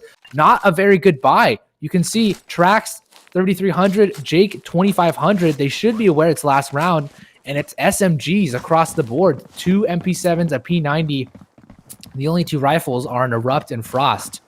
So this is a tattered buy, and they're once again going to target the A bomb site. It's going to be Frost to hold it with the SA-50, and if he pushes aggressive and it gets caught off guard, we might be seeing a 7-5 half in favor of Xenocide. I think it's going to be 6-6. That's how it's been. Neck to neck, at least, for sure. Even though they do have not as strong weapons as they do on the side of Xenocide, but Frost getting caught out there, making his presence known. Yeah, but that nade, ooh, he eats a huge bit to the face. Mirzi, yeah, he catches Nathan off guard. They didn't have anyone over towards mid. And he swaps out for a better weapon, the AK on A side now. Xenocide are trying to pressure the B bomb site, and they should be successful here, but Mirzi does get shot from behind. He is aware of code, but he flicks around in return already, and the bomb's going to get planted, but at the last moment, Daylight is going to come in for the savior. A 1 versus 3 required. He should be aware of Mirzi's positioning, does take him down, and now the 1 versus 1. This is surely doable for him. He knows the bomb's planted right there. As Frost swaps out the weapon, he hears the reload happening now. Flashbang comes out, blinds Frost for a second, but Daylight doesn't peek out just yet. Frost taps the bomb first, and now he knows he's off the bomb. Now Frost's going to try and stick it as best he can, but Daylight is going to come out. He's going to swing out wide, but he gets the frag, and he wins it out for Xenocide 7-5 as we switch sides into the second half. Xenocide, they take the early advantage on Hammers. That taunt. I guess you were right. 7-5. Oh my god, that was intense. Just go ahead and tapping the bomb. I just taking a little bit too long on the side of Xenocide to go ahead and come out, but it was just perfectly, a lot more meticulously played, a lot more calculated than Hammers. Hammers showing a lot of aggression. It's not, working in their favor, and then yet they get too passive, and yet they're not. They are able to go ahead and kill off maybe 2 or 3 members on the side of Xenocide, but Xenocide then just comes back and completely annihilates Hammers. Hammers, I hope they have a lot of better luck, at least on the breach. This is a very Canals-esque pistol round. Both teams going on the opposite sides of the map. And the retaking on B is never easy. It's hard to deal with this Heaven play. So they planted the bomb not for Heaven, though. So Xenocide might be a little unhappy that they picked the wrong bomb site to retake from, but they have been heard now. Hammers know that they're coming from this brewery position. And they're going to come up over towards Heaven. They come in strong, though, as they take down Erupt. A 5 versus 4 poses possible success for them. They want to bait out pistol shots, but the retake is getting absolutely destroyed right now. Code finds 2 frags, but 4 frags come in favor of Hammers, and they're able to take it down. They just jumped down assuming they would be towards the right, and they were correct, but they weren't able to get the frags. And so Xenocide can't pull out the retake, and Hammers, they get the bomb plant down as well. So they're looking to buy rifles. Yeah, 2 AKs, 2 SA-58s, and a Vector. Xenocide, not a single weapon purchased, only 2 nades on their side. They're going to use all of them, and they're going to use their numbers to try and do as much damage as they can. They're only able to find 2 frags at the end of the round. Still good, though, but that was also one of the quickest rounds we've ever seen. I was going to say, it seemed like Mirzi was just looking at the ground. Maybe there's some miscalculation, misinformation probably given on the side of Hammers there. But now, 7-7. Here we are. Here we go again. Neck to neck. Still anyone's game. Holy. We'll see how the HK perform because it is very quick play from onto the B bomb site. And they've rotated everyone actually from Xena's side. They are aware. No one's over towards A. And oh, Nathy plays a perfect spot right now. He's going to be able to take down a couple. Daylight finds one, but Code is going to shut him down. Xena's side, they take care of the Hammers push. And once again, another very quick round. Hammers tried to go as fast as they could, but the flanks come in all the way. And the rotations. This is a map where rotations are extremely quick from A to B, just going to tunnels. And so if Hammers can control the tunnels position, they could have free access to both A and B.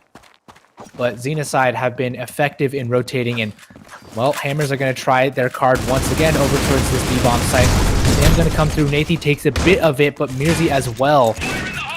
And that nade does not go where he wants it to. Mirzi, he's just 360ing. That might have been some ghost touch or something unfortunate, but Frost begins the round early on with a shot onto Nathy. So Coat will take up his position over towards B long. See if he can find any frags. Code is already fragging out here. He does get flanked, but oh, almost flicks onto Frost too.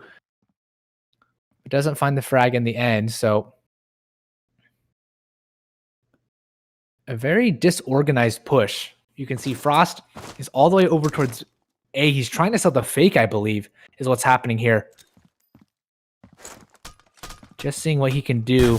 Smoke grenade does go down right in front of his feet, and Coat does take down Trax. So it's a 2 versus 3 right now. Or, yeah, 2 versus 3 as Coat gets taken down. The defense, Xena side, they have the HP advantage, though, so it should be in their favor. Nade goes out, doesn't find a fighter, though. There's no players on the actual bomb site.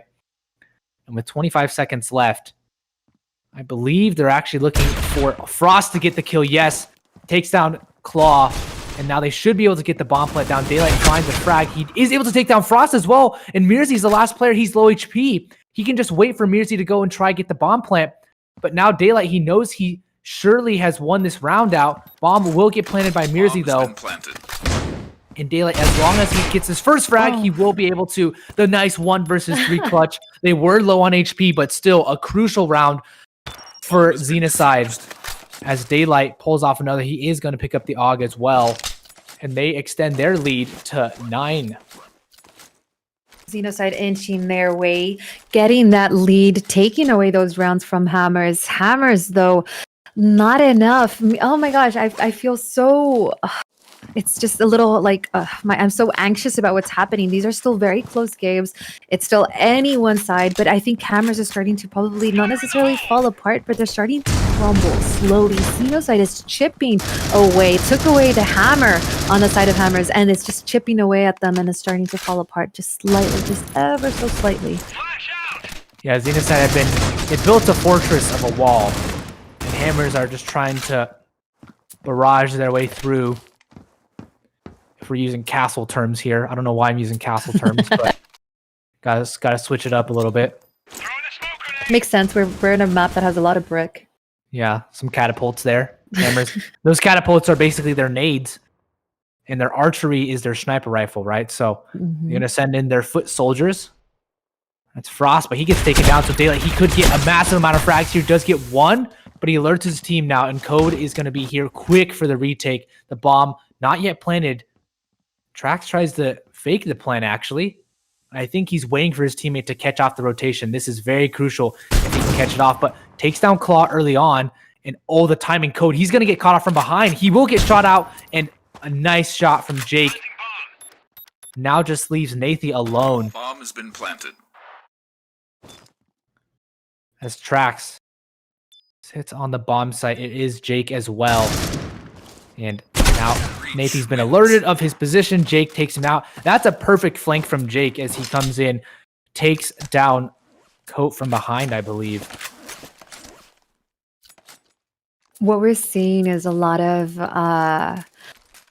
There are not a lot of clean sweeps as there were in the beginning. Right now, they're both doing really, really well.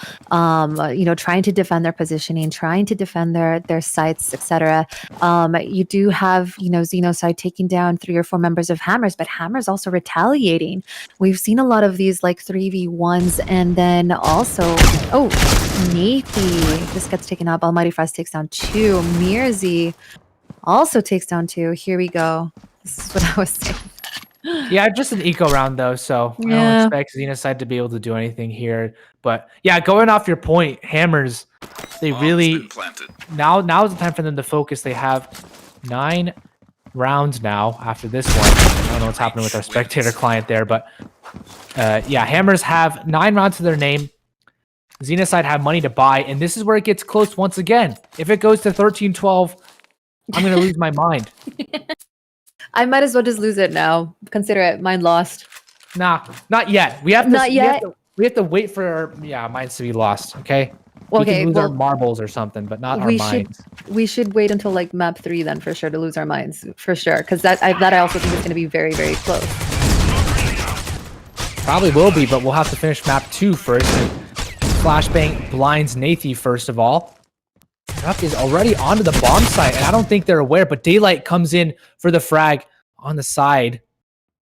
And that's 2 players from Hammers taking out. Xenoside looking to pick up their 10th round here. As it is Nathy to get shot out. Very quick reactions from Frost. But Claw is waiting on the A site, trying to reposition. Claude takes down Frost too, so it is the A hit, and it is Claw to have to do as much work. Where is he looking? I don't know why he's looking over towards the CT position, but he might have heard something. And now this is a very possible post plan for Hammers. This looks doable for them. Trax is playing in tunnels early on. Is he aware? No, he's not. Xenoside, the communication here might be off. They're not playing together. You can see they're trying to converge on the same location, Code and Daylight, but they're so far away from each other. If Daylight wins his duel here onto Mirzi, this would be very crucial here, but he's not going to win it. And Code, this is a torn apart 2 versus 4. Code's going to get shot from the side surely now. He knows there's a player over towards tunnels and one over towards A long as well. He gets shot out. A very, very disjointed retake. It doesn't work out in Xenoside's favor, and Hammers, they capitalize on that. A 2 versus 4 falling apart. I'm not sure what happened with Xenoside there, but Hammers, they take the lead. Probably a little bit overconfident and, thought that they could do it. They've been doing a lot of solo plays, but it just seems that they weren't together in that round at all. Hammers taking the lead back again. Again, we're going to be neck to neck, guys. It's all crazy all the time. So it looks like they're going to go for A. And Xenoside, it's a small map. They can go ahead and rush over there if they need to. Yeah, the rotations should be quick up here, but Hammers want to do a very fast burst play. You can see they're crouching, trying to reduce the amount of noise they make. And once the hit does come through, they're going to show everything they have. So they jump over the box, actually. Claw should be able to see him. He finds one flash and are calling for rotations as quick as they can. You can see all the nades flying on in now. Claw, this is a one and done spot. He finds a couple bits of damage, but Daylight comes in for 2 frags. That's going to make up for everything, but Nathy falls as well. A 2 versus 3. Code, he's been spotted over towards A long. The flash going to reduce his vision and reduce his ability to see on into the bomb site as well. This is Deja Vu. The retake coming in from 2 different angles, one from spawn and one from A long. So I don't know if Code's been spotted out, but he takes down Erupt actually. And now he knows one's over towards this last area. Jake, he could be the linchpin here. He takes down Code, and will Code find him out? Yes, he will. Xenoside, they tie it up. Now this time the retake works in their favor. They probably had a bit better of communication there on the trade frags, and it's all tie game. My heart is pounding. Now I can't take this anymore. Oh my gosh, it's a 10-10. Let's go ahead and just take a breath. Let's go ahead and shake off all those bad vibes, and let's just keep going. Xenoside doing really, really well. They seem to get their footing back, especially from that terrible last round that they had. But this past round, they made it so much better. One of their weaknesses was that they weren't able to keep their momentum, but it seems like, they're able to recover very quickly from a lot of the rounds that they're losing from Hammers. But Hammers here, I feel like they're struggling. I wasn't expecting it to be this much of a neck-to-neck game. especially from what we saw from Xenocide on the IFL yesterday. Well, this was Xenocide's pick, so they do have a couple of tricks up their sleeve, I believe, and maybe that's more so on the breach side now that they've transitioned over to Coalition. Maybe it's just that synergy. So that's probably what they've been working on here. Claw might be heard, but you don't want to inspect your weapon. You can definitely be heard, and oh, he might be aware. He's just, I don't know, is he wiping off his screen or is he aware that they're coming over towards mid code? He's going to get caught right in the middle of a crossfire. Oh, he just barely avoids it. The timing favors him. And oh no, this timing could definitely come back to bite him as Claw comes out now. They're just running amok. The push is going to come over towards A, but that's all a fake, I believe. No, the bomb actually is going to get planted on the A side. Daylight is going to come in, but he's going to get flanked so quickly now. This is a perfect play from Hammers. It's just Daylight and Coat now. He's going to take down one. Can he get the second? Yes, he can, but he's low himself, and Coat is going to find a frag. A 1 versus 2, it's possible, but it's unlikely. He has to find both of these players, and if they make a mistake, well, yeah, he pulls out his knife. Unfortunate for him and Hammers, they pull off a round. That was a very, very well executed round. They pull 2 players over towards A long to draw the rotation over towards A long, and then players sneak up over from mid, pounce right after that hit comes through. Just well timed, well executed. That was rehearsed for sure, and a brilliant play by Hammers to catch a Xenocide off guard. Wouldn't surprise me if Nick has put in the time to go ahead and go over this map a lot with them. At the beginning of the tournament, I did ask him what was one of the maps that they struggled with on the most, and this was one of them. So it looks like they have done their homework. They have prepared for this, but it still kind of worries me a little bit that it's still so close. These players on the side of Xenocide, they're very, very strong. They have the skill, they have the manpower, and they're holding their own. They're holding their ground. Yeah, Trax right now, he's just doing so much damage. Cody's going to get shot up from the top. Daylight finds a frag, but it's all in vain. No, actually finds another one onto Jake, and he makes it possible now. They're sitting on the bomb site. They don't have control of the bomb, though.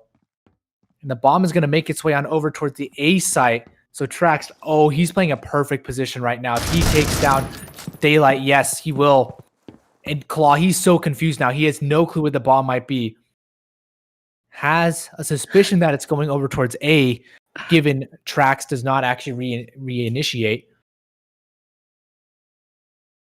But Hammers, they're playing the mind games right now, and Claw, he can't win it out. Hammers 1 round away from taking us to map 3 and tying up this best of 5. Xenocide, though, I mean, we saw them come back from 10-12. That's exactly where they were in the map of Canals. And you can see Daylight's just trying to drag them over the finish line. Claw, only 8-18 in the money for Xenocide. I mean, it's not the best. 3 SA58s, an HK, and an M4. They opted for more utility instead of better weaponry, and it's looking like it might be in the favor of Hammers. They might be able to close this one out. Code finds 1 frag early on. But the push is actually going to be over towards A. This is a perfect fake from Hammers. Their breach side has been nothing short of amazing for the strategies and just taking down Code through the smoke. Frost, that's insult to injury now. A 4 versus 3 bomb planted over towards the A bomb site. Xenocide have no clue where the hit will be coming from. They find another player, and now they slowly realize how tough this retake will be. Hammers, I'm sure they've locked in round number 13. The retake will be coming in from the Coalition spawn, but yeah, you can see it's going to be Trax coming for the flank, and he's heard them as well.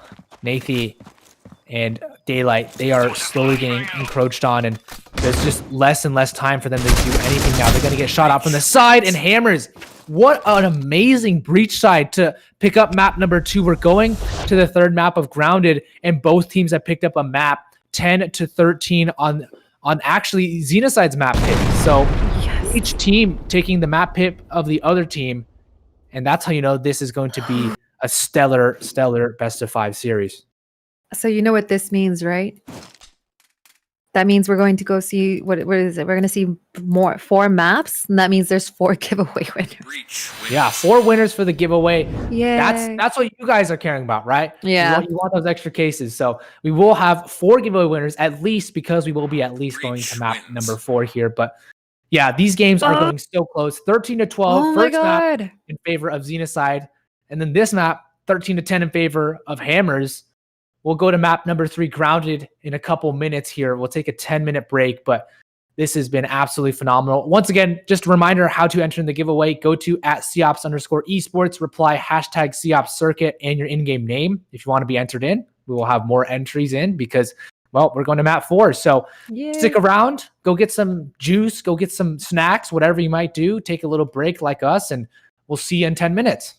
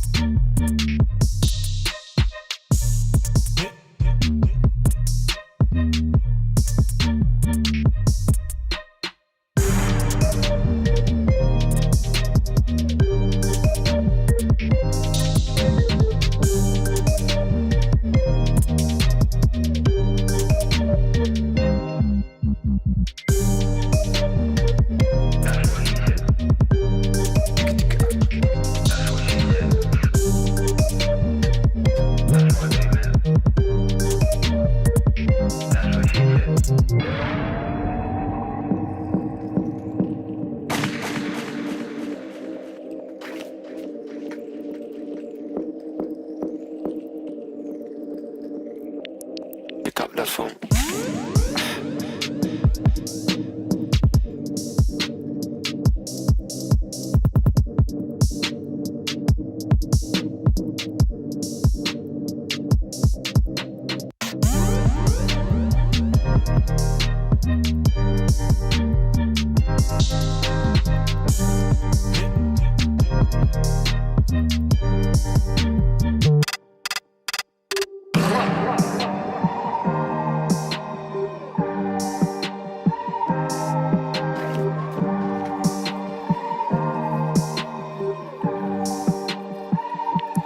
Pick up the phone.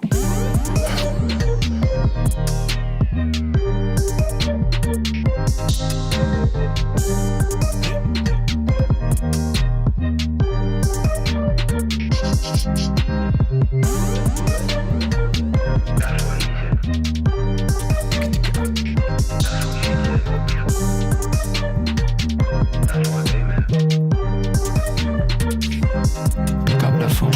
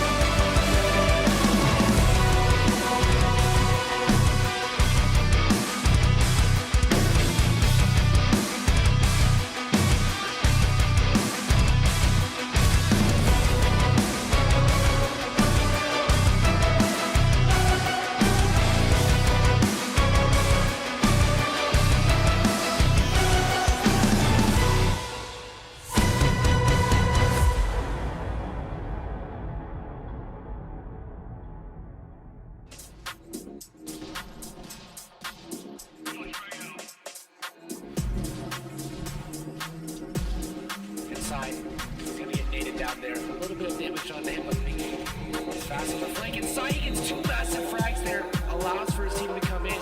Now Sai's gonna be able to get the 4K.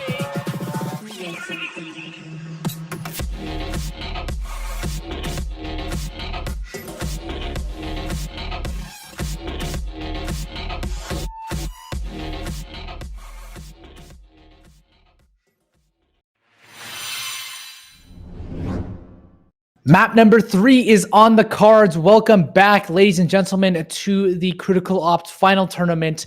This is the grand finals, best of 5 that we are going to at least map number 4, which means you will be having at least 4 winners for the 30 premium cases that we'll be giving out. But yeah, I think that was a lot of information packed into one little bit there. But yeah, we have to digest a little bit of this past map, or the past 2 maps. So we started off today a couple hours ago with the nail biter game that was Hammers versus Xeno on Canals. That went 13-12 in favor of Xenocide. And then we moved over to Raid, where Hammers won 13-10 on the map pick of Xenocide. So now we move over to Grounded, which is Hammers map pick. What can we even expect here? Crazy action, of messy plays, neck to neck rounds. What else can we expect? Probably a lot of great plays on the side of Hammers, tactical maneuvers on the side of Xenocide. It's just everything that I had thought going into this series is completely mumble jumbled. It's like, let's go ahead and put all of the things that can happen inside of a little jar, shake it up, and then just choose. Just keep going. Okay, this is gonna happen. That's gonna happen. It's just so crazy right now. It's hard to keep up with all the action that's going on. Well, I think actually we'll have to look out for Hammers. I think they might be taking the edge on this one because, like we mentioned, Xenocide have had lots of trouble on the map of Grounded. Hammers have had their fair share of struggles as well, but Xenocide, especially after losing their map pick, they might have the morale a little bit down, and this is when we start seeing the fatigue set in. Usually, players, they'll only play at least these 3 maps at most. They realize they're gonna have to play at least over to port, so they're gonna have to make sure that their strategies are pristine, their aim is crisp. They've probably gone and got some snacks and drinks in the meantime, gone to the bathroom. And, yeah, because they have a little break like us and like you guys too. So they want to make sure everything's ready for them as well. But I think we're going to jump over to look a little bit about how this bracket has actually come about. So looking at the final tournament bracket, you'll see on the screen right now, IFL and Xenocide, they were battling it down on day 1, and Hammers and S2A, they were battling it on day 1 as well. Both maps went 13-4. After S2A lost, they forfeited, unfortunately. So we didn't see the losers round number 1, but we did see the winners final, which went in favor of Hammers, and Xenocide pulled off a very nice comeback to win 2-1 over IFL. So now we are here 1-1 at the actual initiation of the grand finals for the final tournament. And yeah, Grounded will be definitely a test for Xenocide. Hammers has the plays. Hammers has the experience. They are veterans in this. It doesn't mean that they are, going to be perfectly perform in this map. I do think that they're going to be very, very close games. Xenocide is definitely a force to be reckoned with. They have proved themselves in September. They have proved themselves this weekend. And Hammers, though, like I said, they're veterans. They're used to this type of level of gameplay. They can go ahead and they're in it for the long run. They're able to go ahead and recover from those lost moments. But sometimes they do get a little too aggressive and they overextend a lot of their plays. If they can just be a little bit more patient, especially on the side of the coalition, and let breach come to them, they should be successful, especially here Ungrounded, where it can be anyone's games. Now, I know that there were a few map changes to a lot of the maps, right? So now it's more favorable on the side of coalition. And if I have this correctly, I do believe that it is going to be, my mind just went blank. Hammers should be on the side of the coalition, so they should be doing really, really well to start off with. Xenocide does have a little bit of a struggle in the beginning, but that was like information that probably could have happened like maybe for yesterday's and Friday's and previous tournaments, but today they're doing really, really well. We're seeing Hammers struggle a little bit in the beginning and then regain their footing and start going, head to head against Xenocide. I wonder if this is going to be the case, though. It has been about 2 hours since we've played already, and I don't know, like Xenocide, they are very, very strong, but is the length of the tournament. Do they have it in them? Do they have the mental composure, the mental capability to maintain the head-to-head against Hammers? Yeah, I mean, Xenocide, this will be a test, right? They have to make it past this map. And if they can win this one, I think it's anyone's game. I think we might actually see map 5 if they win this one. But yeah, it'll certainly be interesting to see this map of Grounded come out. Have seen it a couple times already. But like you mentioned, I think the strategies from the side of Hammers were phenomenal on the Breach side. And in Raid, they caught off Xenocide time after time when they were playing on Coalition. So Hammers were very, very strong when it came to their Breach side, having lots of fakes, catching Xenocide off guard with just the positioning and the timing of their pushes. It was just phenomenal, and I wish we could highlight some of those rounds, but the last couple of rounds where they faked over towards B or just splitting up over towards mid and really dividing the Xenocide defense, that really came back to bite them. And on a map like Grounded, where you don't have quick rotations, Xenocide are going to have to make sure that their site holds are very strong, or else this will be a disaster for them. Hammers have been known to be very tricky on their Breach sites, and especially when it comes to the map of Grounded, you're just going to have to hold down your bomb sites really fortified in this manner. But I mean, we've seen the 1.20 update. You can hop onto the trucks now when it comes to, B bomb site or the actual truck position over close towards tower. So there's lots of changes that have been made. I am curious to see how these teams have adapted when it comes to the 1.20 update, because they've been playing a little bit on it already. They have, and I think the beta was out for like 2 weeks ago, and they have been able to practice it a little bit more than the update was just released. When was it? On Thursday, I believe. It wasn't too long ago, like for us regular players. Either way, Hammers, they do have it in them, but any slight misstep, any miscalculation can be very costly to them. Xenocide is there to capitalize and take advantage of those mistakes, and they're not going to be forgiving at all. They're going to say, Hammers, you chipped at the wrong place, but we were able to go ahead and take you down. They're not going to be, they're not going to go easy on Hammers. They are going to put up a fight, and they are going to be spread out a little bit more. But if they are able to control the sites and be able to move fast enough back to or rotate to wherever Hammers is going to be planting the bomb, they should be okay. But Hammers, they're just a force to be reckoned with.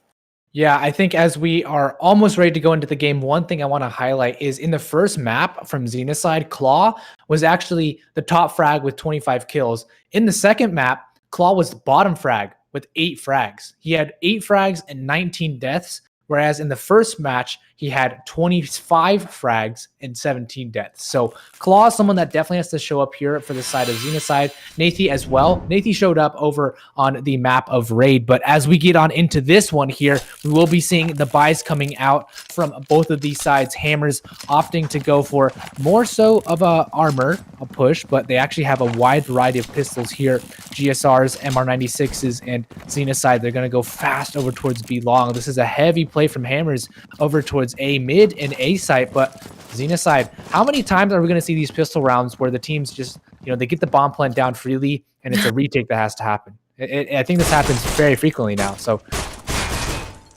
yeah, they especially with out these two teams. Yeah, this has happened like 3-4 times now. But Daylight, he's been spotted out a couple times, and now Code is there for him as well. Frost does take down Nathi. This retake not going the way of Hammers instantly, but Xenocide have been very strong when it comes to these post-plant positions. Can Hammers go past the breach, though? So Music holding onto his grenade as best he can, gonna utilize that when he can, but they're utilizing this new yellow tube area next to the plane for the advantage. They know they can just hide behind it, but they know that Hammers will also be coming around to the flank, and they use it to perfection. Trax with 2 massive frags. Can he survive? He does somehow survive, and he maintains his armor. That is a very phenomenal way to play it, just with that 1.20 update. That was a new feature or a new part of the map implemented, so they can't spam underneath the plane, and Xenocide take full advantage of that. Very nicely executed on the side of Hammers. Oh, wow. Trax, though, typically in the last couple of games that we've seen him, he hasn't been able to win those duels, but he has now, and he was able to get to 2. It was 2, right? I just want to make sure. Daylight gets, taken down. He doesn't get taken down, but his health does. But Nathi falls. Mirzi takes him out, Erupt takes out Elko, and it just seems like everyone on the side of Xenocide is just going bye-bye. Yeah, I think they said bye-bye to Hammers, so they're just now starting Oh. to get the groove Wait. of things, and yeah, they were able to pull off that round pretty convincingly. Only 2 players falling, which is pretty good on their side. Hold on. Switched. Yeah. Oh yeah, yeah, I do believe so. Actually, the names are switched. The names are incorrect. Yeah, you're right. You're right. Definitely don't understand it. So Xenocide is actually on the Coalition side, and Hammers are on the Breach side. So this is interesting. Hammers have 2 rounds to that of Xenocide, and Coat unable to hold on here. It's him and Code on the Coalition to save them as best they can. Bomb has been planted. Now Xenocide trying to come for the retake. Yeah, it's a 1 versus 3. 1 versus 2 now as Coat comes in. I don't know if Xenocide was spelled correctly. There's an S in there, and I think it's supposed to be a C, but that's okay. Coat will try his best for the retake now, as it is. Will he go for the ninja defuse? No, he won't. There's a player behind him, and that's Jake. Gonna shoot him from the side. He can't get that kill, but Jake will, and they'll close it out for Hammers there. Nicely done by Hammers to pull off their 3rd round as we move on to round number 4. Xenocide struggling a little bit to gain any ground there. The Hammers is doing a really good job of wiping out all of the players, and they still have about maybe 2 or 3 players remaining on their side. So it's a good showing right now on the side of Hammers. Now Xenocide, they usually struggle, or they used to say that they would struggle a little bit, but it seems like that 10-minute break maybe isn't working in their favor anymore. Maybe, they're caught up. They usually present like a lot of good ground before Hammers, but now it just seems like they're not able to take off any rounds. Even though it's still really early, right? But like typically we would see a lot more action. You see Hammers just going ahead and just wiping them down, and they still have 2 members of their side left. Well, this is an eco, so I actually worry a little bit for the side of Hammers. Yeah. Xenocide were able to get a good amount of damage done, only leaving 2 players from Hammers alive. They do get the bomb plant, and the money is very strong for them. But Xenocide getting a couple frags there. They're just waiting for their names to be corrected, I think, and probably just had a little mishap there.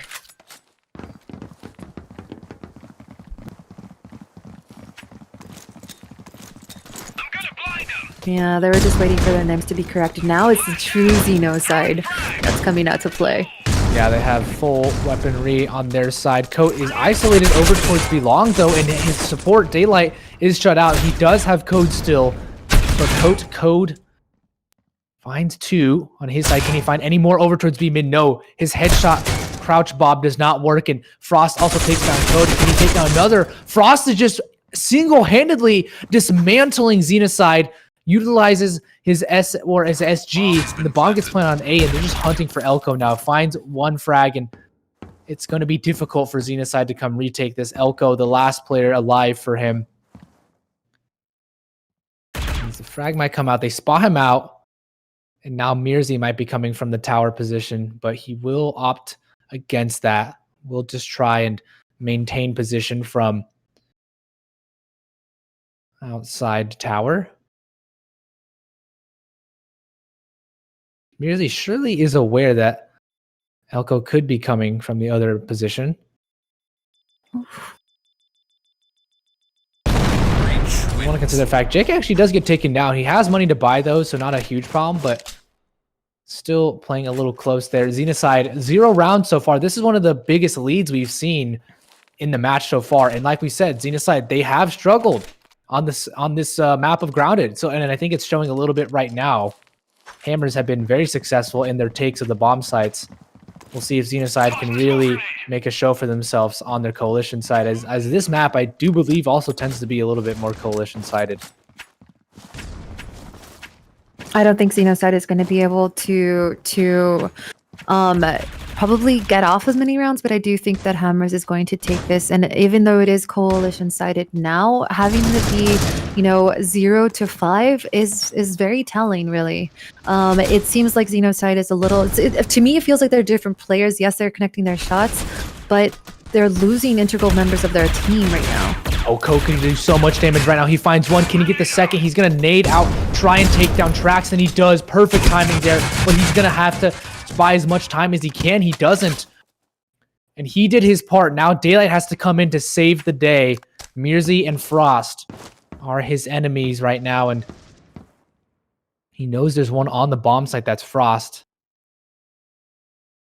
Doesn't know, though, is that... Oh, he takes down Frost, and now it's a 1 versus 1. Daylight has a decent amount of HP. Mirzi does as well, but he gets shot from the side. Mirzi finds the angle perfectly, and it continues the streak for Hammers. 6 rounds to the 0 of Xenocide. A little worrisome. I would be shaking a little bit if I was on Xenocide's side. I mean, we said these maps are a little bit more. This map is a little bit bigger, so the rotations can't be done as quickly. And Hammers just seems to be just knocking away at Xenocide's members.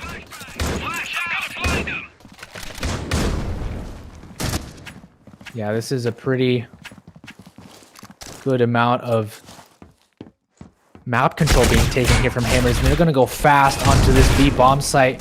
Coat does take down a couple, and so does... Well, he actually takes down 3. He's holding strong here in the B bomb site. He's taking down everyone from B mid, but if he swings out wide, this might be his demise. Spots a player out, that's Jake, but he gets ultimately shut out from the round. And if Elko can find a frag here, that'd be tremendous, but no! Jake comes in with the sniper rifle, and Nathan now left in a 1 versus 2. They just peek out 1 by 1. They give Hammers all the 1 versus 1s. And Xenocide, they're not trading off each other. They're just trying to go for these individual plays, and communication definitely not there right now, it seems. 7 to 0. Hammers. Oh, wow. I feel like Xenocide is a little lost right now. It just seems maybe I think I kind of know what's going on. Let me hold on. Yeah, I think I don't know how to articulate what I'm trying to say, but Hammers, just keep doing what you're doing. Xenocide, they're being a little bit too, not, how do I say it, like, strange. Yeah, well, Xenocide, they are playing on their coalition side, and it hasn't been successful so far. Can they pick up their first round? Coat, he does get taken down. Mirzi takes a bit of damage, but it's all worth it, and the bomb is going to make its way on over towards A. Nathi playing over towards Wagon. He has a lot to do right now. He has to contest against Jake, and he is sitting right there over towards Wagon. He gets spotted out. And now just down to Elko. I don't think he can do much. He's not even on the bomb site. And Mirzi has the potential to stop the rotations as well. Somehow Elko just runs through the bomb site. I think he does deny the bomb plant. Now he could take down Frost, but he doesn't. 30 seconds left. Hammers still have this round under control. Lock and key and code. Bomb has been planted. Only 1-7 to his name. Isn't looking likely. And he goes for the knife. Frost, they know that they have enough money to go for days. So the knife, just a little bit of a BM move there. But Hammers, this is a little bit of dismantling from them. Xenocide have not had any response so far. Hammer's playing really strongly right now. Xenocide is struggling to take off any rounds. They're leaving Hammers a lot. It's pretty much like as if they're letting themselves be taken away on the side of Hammers. Their positioning seems to be okay, but they're not connecting any of their shots. They're being caught out a lot of the times. And it just feels like they're just falling apart completely. This is not the Xenocide that we know, that we've seen in the last couple of matches. Oh, picks up the SVD. This is the first time I've ever seen the SVD in pro play. Not very common. But Trax answers back with the M14. That's how you know they have enough money. Jake has 16K, and they're pulling out the sniper rifles. Hammers are clinically taking apart Xenocide round by round. Indeed, Hammers is just wiping the floor with them right now. This is not what we were expecting. These are 9-0. We were expecting a lot closer games, a little bit more action on the side of Xenocide. Hammers, you know, doing their job, pretty much planting all the bombs that they can. So we'll see what happens. Yeah, this might be the first round though. Daylight and Coat, they each get a frag apiece, but the answer's back right there. There should be a round for Xenocide, but oh my goodness, the nade somehow doesn't kill Daylight. And it's just down to Trax. Finally, Xenocide, they pick up round number 1 for themselves. I don't think they're going to pick up the sniper rifle, but still, round 11. They have to pick up these last 3, or these last 2 rounds if they want any glimmer of hope coming into the second half. That's one round so far. They've signed. They're listening to us. I think they're starting to pick it up again. We'll see if they do have it enough in them for this sweep, though. 1-9. Do you think they'll be able to probably, you know, maybe what 12-11 game? Do you think we'll see that? Do you think they have that in them to go ahead and at least win 8 games in a row? I don't think so. I'll be honest. I don't think Xenocide have the energy in them. Hammers have just brutalized them on their Breach side. And this is just a continuation of Raid right now. Raid, they ended so strong on Breach. And Hammers right now, they're playing so phenomenally. M14, that's how you know. I mean, they're just playing with Xenocide right now. The M14 has gotten 2 kills in this round. Are you kidding me? Trax, he loves just toying around. Nathy finds the frag onto Erupt and gets another as well, but Trax comes back. It's a M14 versus U ratio clutch right now, and Trax is on to actually make this one work. I would be surprised if it works in his favor, given he has a low amount of HP. But oh, did he spot him out? I think he might have. Yeah, I think he definitely spotted out Elko right now. Elko does have the M4 now instead, so Trax is going to go for this bomb plant on the B bomb site.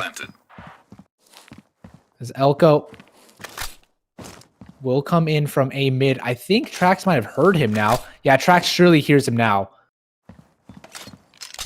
As he could very well win this. Elko, if he doesn't look over towards B mid properly, now Trax fully is aware. But oh my god, what? He gets the headshot with the M14. Oh my goodness, ridiculous scenes here on Grounded. Hammers, they're just putting salt to the wound with the M14 1v1 clutch. That's not something you see every day in pro critical ops.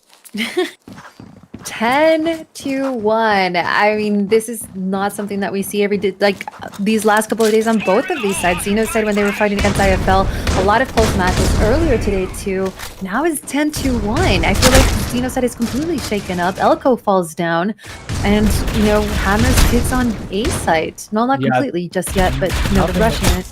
Well, yeah, just getting shot out again. Trax, maybe is this his main weapon from now on? The M14, that should be a signature weapon, honestly.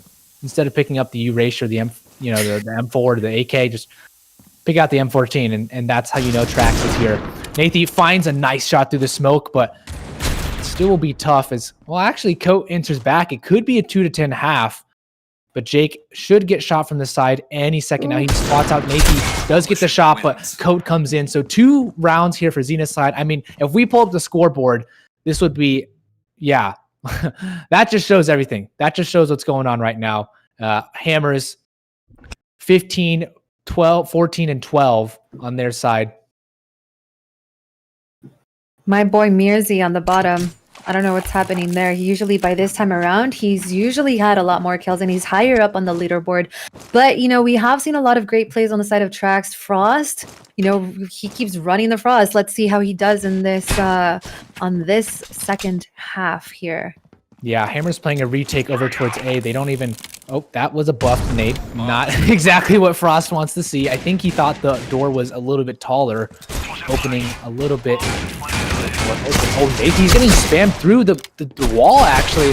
Trax does spot him out, and I think they're going to take out this pistol round possibly, but Hammers, they come in for 2 frags. Will this be a retake from them? It looks like very well so. 4 frags in their favor, and Cody can't hold on. He's going to get knifed. Oh my goodness, Frost comes in for the knife, and they get the retake.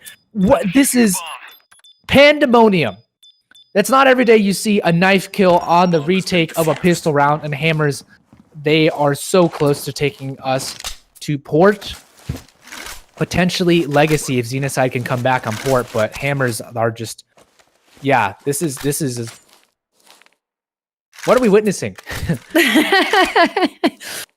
Oh my gosh, I think Mirzi's just taking a seat back, just letting his boys do the rest of the work. But what's going on the side of Xeno's side? Coach, Daylight, Nathy, everybody, they've shown miraculous plays, even Elko. But right now, it just seems like they're not there. Seems like their mind game is somewhere else. They don't seem collected, although they're correcting me right now since it's, what, 2v1? 3v1. Xenocide finally picking up another round. That's somehow they make it work despite losing the pistol, but that could be the life they needed. But Hammers are so far ahead. 8-round buffer between them and Xenocide. You know, I've seen this before in other tournaments with other players, so I'm gonna say it's possible. It's unlikely, but it's possible. Well, it surely starts here. They have to maintain their composure and keep as many players alive as possible. Let me rephrase that. Want to make sure everyone is healthy going into these next couple of rounds, and with that, a healthy supply of cash for their bank accounts to buy out utility and weapons and restock everything. Mirzi, though, he could cause a bit of damage if he just runs through that smoke. But eventually he gets taken down by Elko. So now Jake, he's actually doing quite a bit of pitter-patter damage on the Elko. And Erupt can't find anything there. So I think Elko won't challenge anymore. He knows he's low, and Coat will just go and try and get the bomb plant down. It would be beneficial for them to get this bomb plant first and then try and go for these frags, which is what will happen here. Bomb will go down, then they'll get the frags, so they get the extra money in their bank accounts too. And that's going to secure a little bit more stability for Xenocide.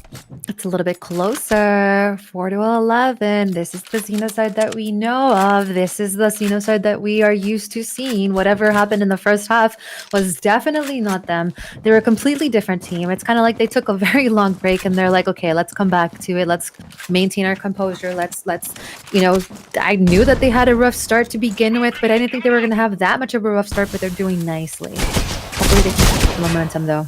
Oh, Hammers, though, they're turning the tide right now with the pistols. The Deagle and the GSR are somehow destroying Xenocide's full buy, and they're picking up the weapons too. Xenocide, this spells trouble. Daylight, they're going to get taken down. This is match point here. Elko did not think this would be coming so soon, but he's going to get spotted out there. Mirzi alerts his team as well. The flash does come in, and he is in a rut right now. He's going to get shot out from this side. Full weapons recovered here from Hammers. They pick up 3 AKs, a U ratio. Xenocide, that's the killing blow. Yeah. Hammers have surely cemented map number or their map number 2 for themselves. Yeah, map number 2, map number 3 overall. Xenocide definitely caught off guard there. I was expecting a little bit more of a fight, but Hammers just blew every single member away there. Shot comes out from Jake. He misses it early on, but still Erupt is here to be the hero. Not able to get more than one, though, as he is denied vision. Trax does have the SVD. It's the best he could do. So he... okay, we all witnessed that on stream. Yes, that was witnessed. You hate to see it, but it did happen. So we will just kind of let it go, and Xenocide should be able to win this next round. And I will stop talking about this. Okay, I don't get it. We start saying something, they go ahead and completely move. Like, what on earth? It's so weird. That was okay. Anyway, let's just keep going. I don't know. I was expecting that to be the last round, but no, here we are. Frost has a Deagle. Could do some damage. Traxed. SA-58. Close up over towards B mid. Can't get any frags, but his teammate does. Erupt finds some damage with the AUG. And Frost. Could he make some lethal kills from the Deagle? Out over towards Jake, and it looks like Xenocide have nothing they can do. Jake, is he going to get the 4K? Yes, he does. Ends it off in style, and they send Xenocide a little bit lower down their bracket. Hammers, they pull off another very nice round there, 13-5, as they cement themselves one step closer to the championship. We're going to Port now, and yeah, that game was definitely not as close as we had anticipated, but still, I think that will be momentum heavily in favor of Hammers. Xenocide, they've been good on Port, but Hammers have also had huge comebacks on Port as well. Hammers has always played really, really well on Port. And again, is this, the length of the tournament is perhaps starting to affect Xenocide's mental state right now? And especially, this is such a big blow. Whatever was the cause of it, whatever was going on, they should have probably maintained their composure and tried to go ahead and continue the battering that they had in their first two maps, at least, even though they did lose on raid, even though that was their pick. Maybe that was just too much of a blow for them to handle. Either way, Hammers, they took a huge chunk, a huge lead. It's 13-5. I don't know if Xenocide will be able to recover from a loss like this. Maybe we will see that 4-1, or 3-1 scoreline like you were talking about. So it's either 3-1 or 3-2. It's only one of the other options. So if Xenocide win this one, they'll take us to Legacy, but Hammers have the opportunity to close this out on Port. So who will it be? Will it be Hammers taking us, or will it be Xenocide taking us to map 5? Will it be Hammers closing it out in Port? Stay tuned to find out. We'll be back in a couple of minutes, and we'll see you in a bit.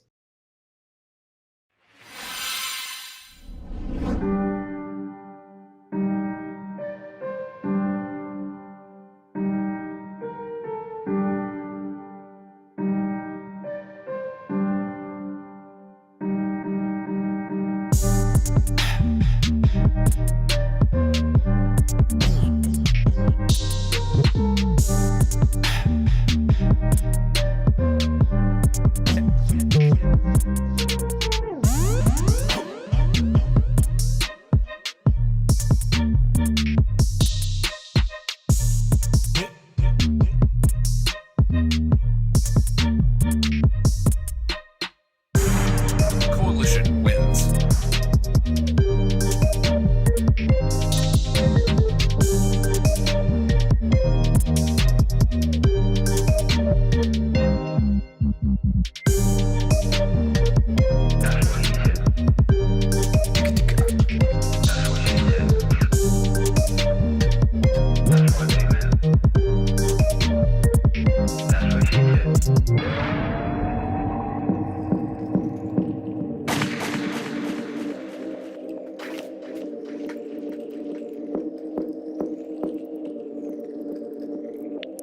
Pick up the phone.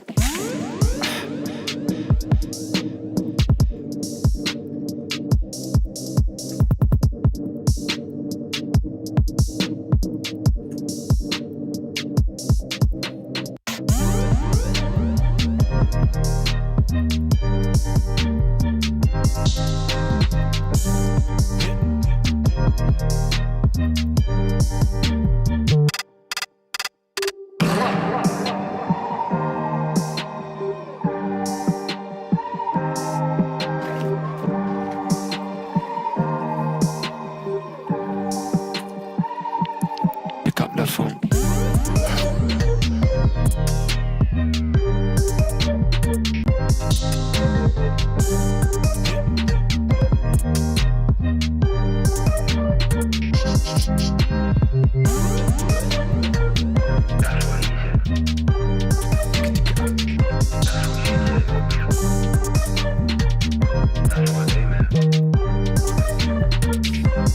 Pick up the phone.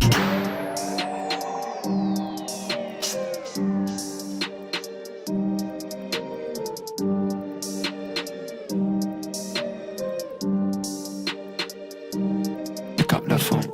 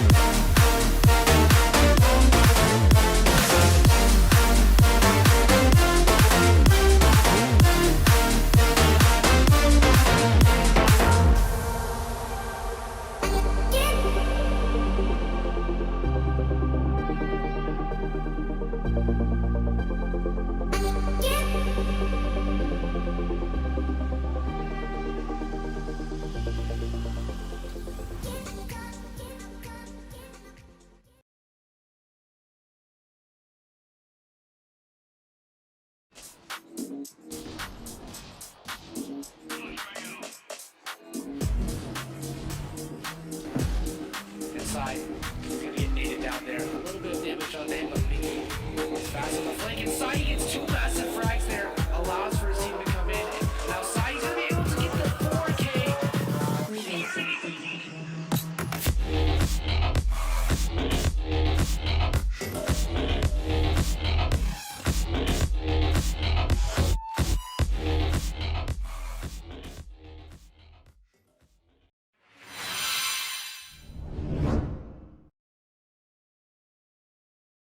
Hi guys, welcome back. How is everybody? This might be our last game. We're heading on to map 4, which is Port. How you doing there, Mark?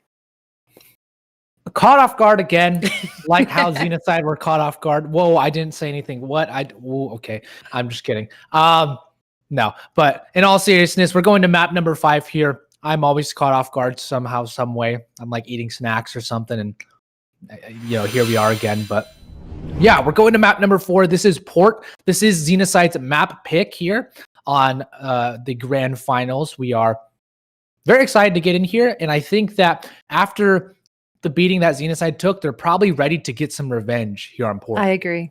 I think after this 10-minute little break, they probably had a chance to recuperate, to gather their composure, and tell Hammers it's not over yet. So we'll see how it all plays out. Hammers did really, really well that round, and it just seemed like, Xenocide was just a completely different team there. Even though they're not playing with one of their starters, but still they've been doing really, really well. This is definitely a force. Even if they might not even end up winning this tournament, this is a force that we should see in other future tournaments that we will be bringing to you in the next couple of months. So it's a little strange that they did this badly, but it's okay. It happens to the best of us. Maybe the fatigue is finally getting to them. It has been a long day so far, and it can continue to be a long night. Yeah, I think a lot of it comes down to how well can they recover. I mean, Erupt doing so well on the side for Hammers. Frost as well, always up there. Frost has been up on the top of the scoreboard basically for the entire series thus far. Even the games they've lost, they've been up there. So this is Hammers really coming back, making a statement after their 13-12 loss, and then they come back to win 13-10, 13-5 as well. Will we see another dominant victory? I actually don't think so. I think with this next map coming in on Port, Xenocide, they're going to have Coat come in, and I think he's really been one of the big factors as well. We also mentioned Claw. He, I think, was actually substituted out in this past map. So Elko, I think, came in to substitute for Claw. So they've had a couple switcheroos here on the side of Xenocide, but we'll see who's playing for them. Obviously, they have a pretty deep roster that they can pick from, but you might want to keep it contingent and keep it similar within these maps. However, they might have some people who are specialists on the map. Maybe someone's really good at playing one specific angle on grounded, or one person is really good at playing, entry fragging on into the A site for Port. So they have these specialist positions possibly, which might be why they switched out, or that one person just can't play. So I'm curious to see who they bring to the table. Hammers have been pretty consistent for the most part. I think they played with the same players this entire lineup so far for at least the grand finals. That is true. Hammers on the other side, they have a great mastermind of a team manager. My words fumbled, but he's great. He's really good at dissecting the plays. He's really good at dissecting other teams, doing his homework, compliance. He's one of the best team managers out there. So it doesn't surprise me that they do have a little bit more of a tactical book to go by. We have seen a little bit more strategy on the side of Hammers than we have on the side of Xenocide. There's a lot to be on the line here. There's a $2,000 prize pool, 30 event cases, and the highly coveted event skin that we have. It's beautiful, guys. So again, first place gets to take home $2,000. Second place is $800. So there's a lot. That's a huge difference. But I think that one of the things that makes it more unique is that we finally get to have a skin to award to these guys. So this There's a lot. It's 2-1 on the side of Hammers. Can Xeno side recover from this? Is Hammers, do they have more tricks up their sleeve? It doesn't surprise me, especially with Nick as their manager. They have the experience, they have the stamina to go to the very, very end. Will Xeno side be able to do that? You know, they're relatively unknown. They're very individually talented players. They have synergized very, very well in these last couple of matches, but I don't know. That last round or that last match just really was heartbreaking.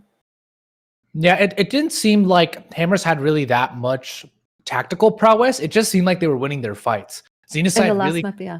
yeah, Xenocide really couldn't get anything going. I mean, frags actually were there surprisingly, but they just didn't get anything going. I mean, like, I'm looking at it right now. Code had 17 frags, Nathi had 13, Code had 11, and Elko had 10 as well.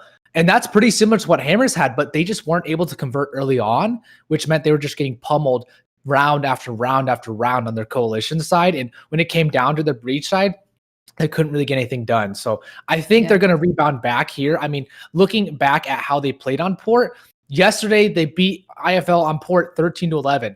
And on, you know, in the September grand finals, they also beat IFL on port 13-9. Hammers have beat Elevate 13-9 before in July.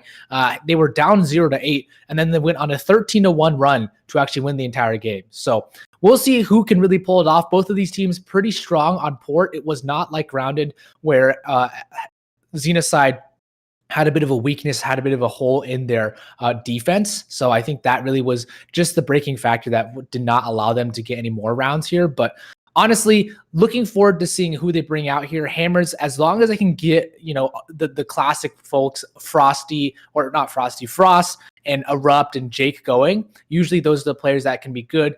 But it's interesting because their whole lineup is star-studded. You know, if you have Mirzi not going off, he can go off one game, he can be a little more mellow the other game. You can have Trax going off one game and he'll be a little bit more mellow. Jake, maybe he takes the cake for one of these games and then, you know, falls off a little bit. So they just have players ready to take kind of control whenever the other players might not be having their best game. Whereas Xenocide, I think they have a similar aspect there, but they have to make sure that Coat is really, and Coat and Daylight, those are the two players that really need to kind of step up throughout their tournaments.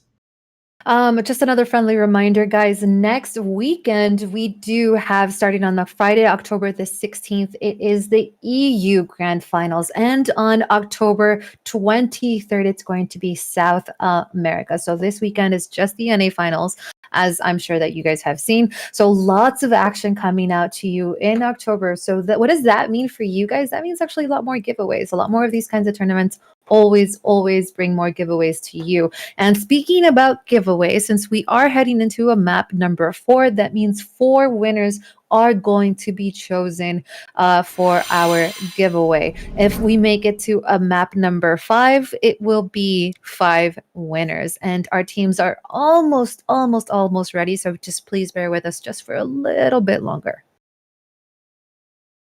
Yeah, I'm excited to see this map, and if we go to map 5, I'm gonna miss my dinner. That'll be a sad time, but I'll find some other food to get. What do you have for dinner, by the way? What do you? I don't know. I don't know what's in the docket. I'll have to find something in the fridge and you know, chop up some food, but we'll see. Maybe it'll be something tasty. Maybe it might just end up being ramen or something. Now I'm curious. Are you a cooking man? I mean, I know that you're out in college and stuff like that, but do you cook? Do you know how to cook? We don't have kitchens here. Oh my goodness. Yeah, we just get whatever's provided for us. But yeah, I think this is a worthy sacrifice. A dinner for a map 5 of the grand finals. Indeed. Critical Ops final tournament. North America. Who will be crowned the champion? I think we have the game that's almost ready for the most part. I think the players are just in the server already. We just need to get everything reset, and then everything should be good to go. Seeing these teams get ready on in, I mean, we are also ready to start casting, and we'll be seeing here, Hammers, they're pulling off their classic team. Xenocide, I believe it is... Yeah, I think they took out Elko again and Code, or not Code, but Code. Claw. Gosh. Claw. You're right. Claw is back in instead of Elko. So they've traded out Claw for Elko, And Hammers are just sitting all the way over towards B long, but they ran past too quickly. So they can see everyone there. For some reason, Nathy picks up another P250, but he could catch them off guard. I think he's been heard now, surely. Jake does not hear him. That's very strange. For some reason, Nathy also goes for the reload instantly, and now it's a 4 versus 3. Xenocide have control of the A bomb site, but Hammers want to take it back as quick as possible. They're going to try and go for this retake before the bombs even planted. Trax has to pick up another weapon, and the bomb will go down for Xenocide, so they get that extra money, $1,100 in the bank. And the retake has to be slowed just slightly right now. A 2 versus 3. Mirzi doesn't have any utility to come on in, and he's going to get spotted. Daylight, a crisp headshot to end his life, and Trax can't get any frags for his eyes either. So this is not necessarily the best start for Hammers, but Xenocide, they get a nice bomb plant down, and they get money for the rifles. Not the best start for Hammers, indeed. Typically, they do tend to struggle, with the exception of the last map. Xenocide has been presenting them with a lot of good challenging moments, especially at the start. So we'll see if this can continue. And it looks, I know that it's just a pistol round, but typically, you know, last game, Hammers was completely annihilated Xenocide on that side. But now it seems like Xenocide is back in action, back and ready. That 10-minute break did serve them well. Is this the replica of the pistol round?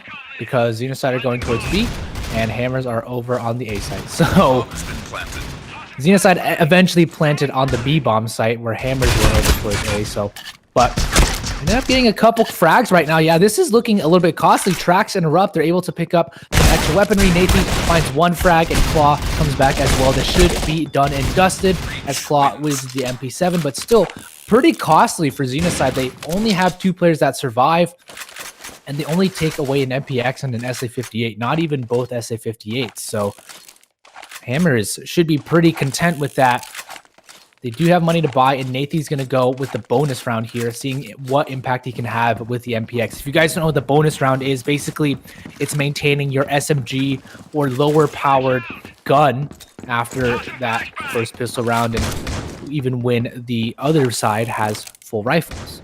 So Nathan's just trying to see what bonus he can get, what extra money he can get with the MPX. You do get $600 per kill with the SMG instead of $300 with the normal assault rifle. So Nathan will be trying to do as much damage as he can, but overall they still want to win the round. And so Nathan has his teammate Coach with him.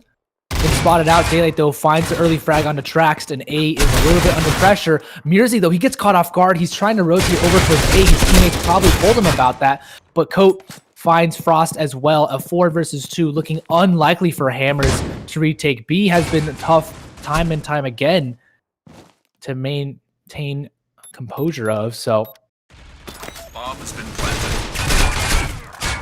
yeah, Erupt can't get anything done there, and Jake is the last man standing. He has the AUG, but no teammates, no utility, so he's just going to back off, try and save his weapon. A map where you actually can save. It's not that small for the breach side to actually hunt him, but he's going to get taken down quite a bit by the bomb, I believe. And, well, no, actually, I think he gets shot from the side.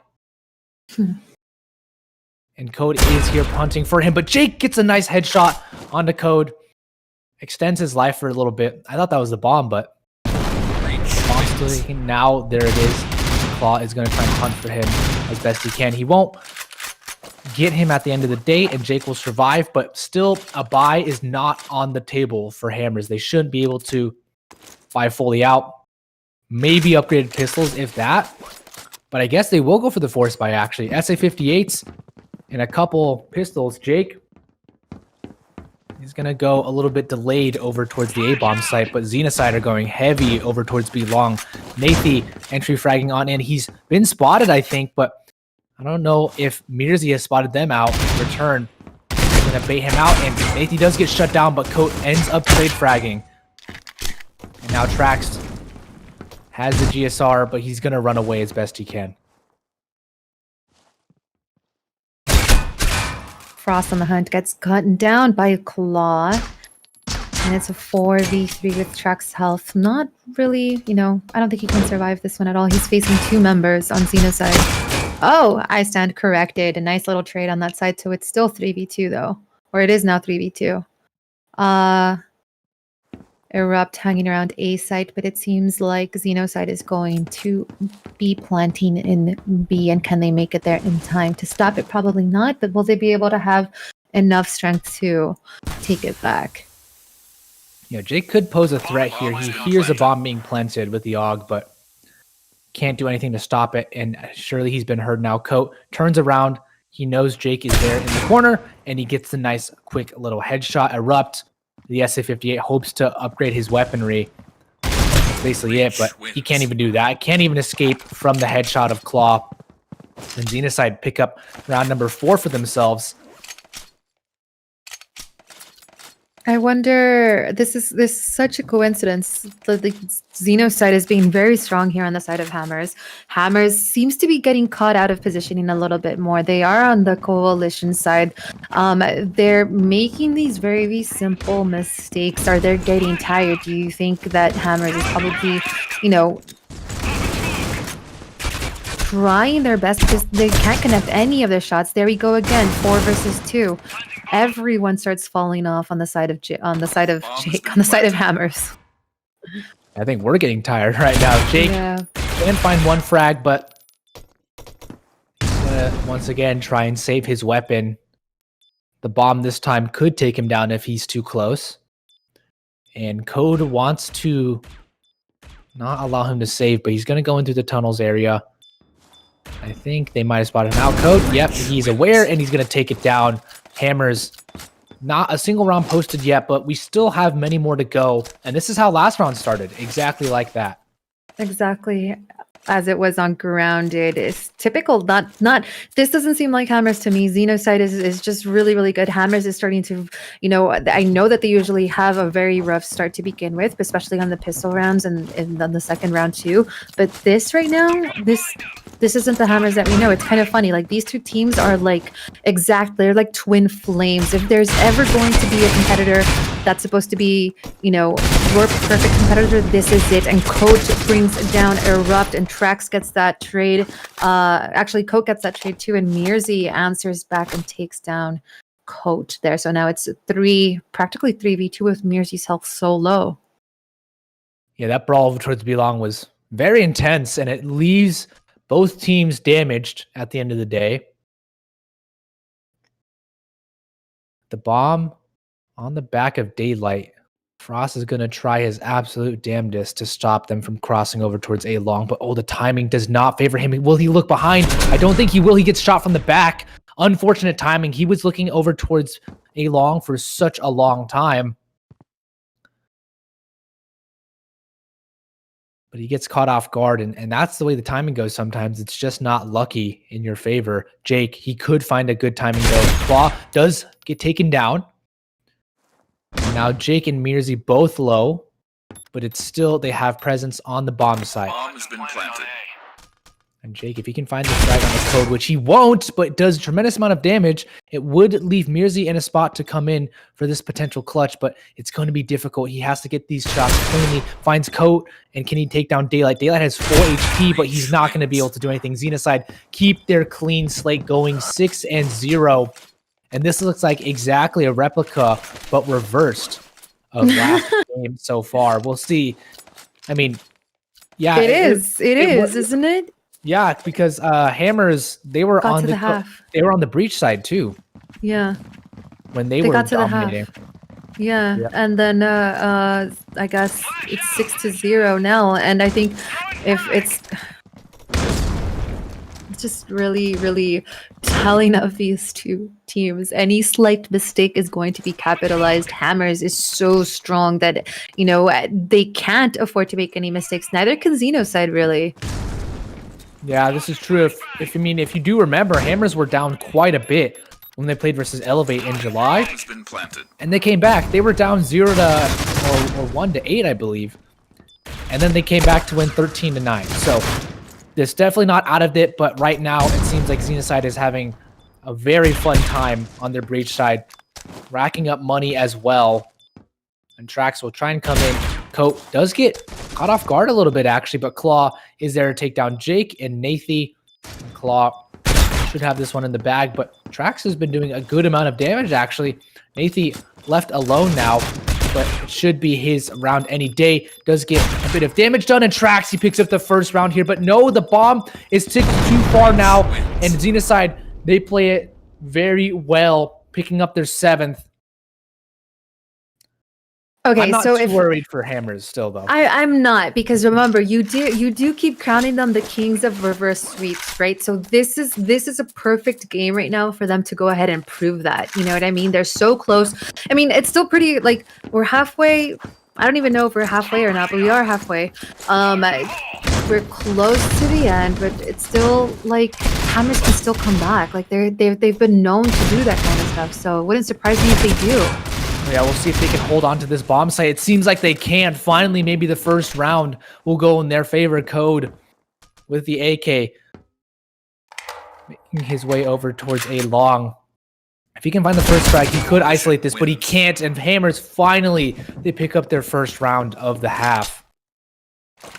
Yeah, if they're able to secure this, they're going to be known as the kings of the reverse sweeps because, I mean, yeah, they've done a really spectacular job throughout the tournament. It's not going in their favor at all in the beginning, but hopefully with a few more rounds, they'll be able to go ahead and make it a little bit more close games as we've seen in the beginning of the tournament, a complete opposite of what we've seen for the first 2 games, actually, now that we're seeing these 2 teams, you know, first up with Xenocide, and then now with Hammers.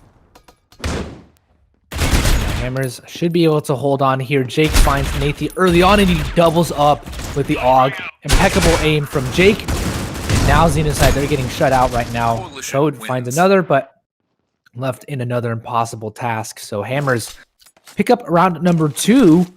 And if we see round number 3 for them, look, the economy is already poor for Xenocide. After winning so many rounds, they don't have money because they were losing them, or they were winning them, but not in a clean fashion. It was often coming down to the 1vx's or the 2vx's, and that's where they'd win. So money not stable for Xenocide, and they have a buy for this round, but after this, if they lose it, they won't have any more money. So they have to be very careful how they play it out. Claw is able to get a bit of damage done, but will he be able to finish it off with the frag? Yes.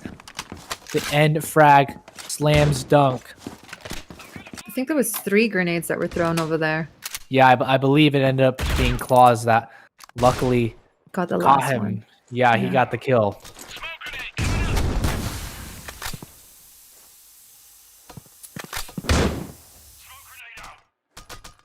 With Xenocide slowly making their way over towards mid. Mirzi pushing over towards B long is going to have a lot of information that the hit will be coming over towards A, but he's not sure about mid. Hammers could get caught off guard here if Xenocide actually decide to go over towards B.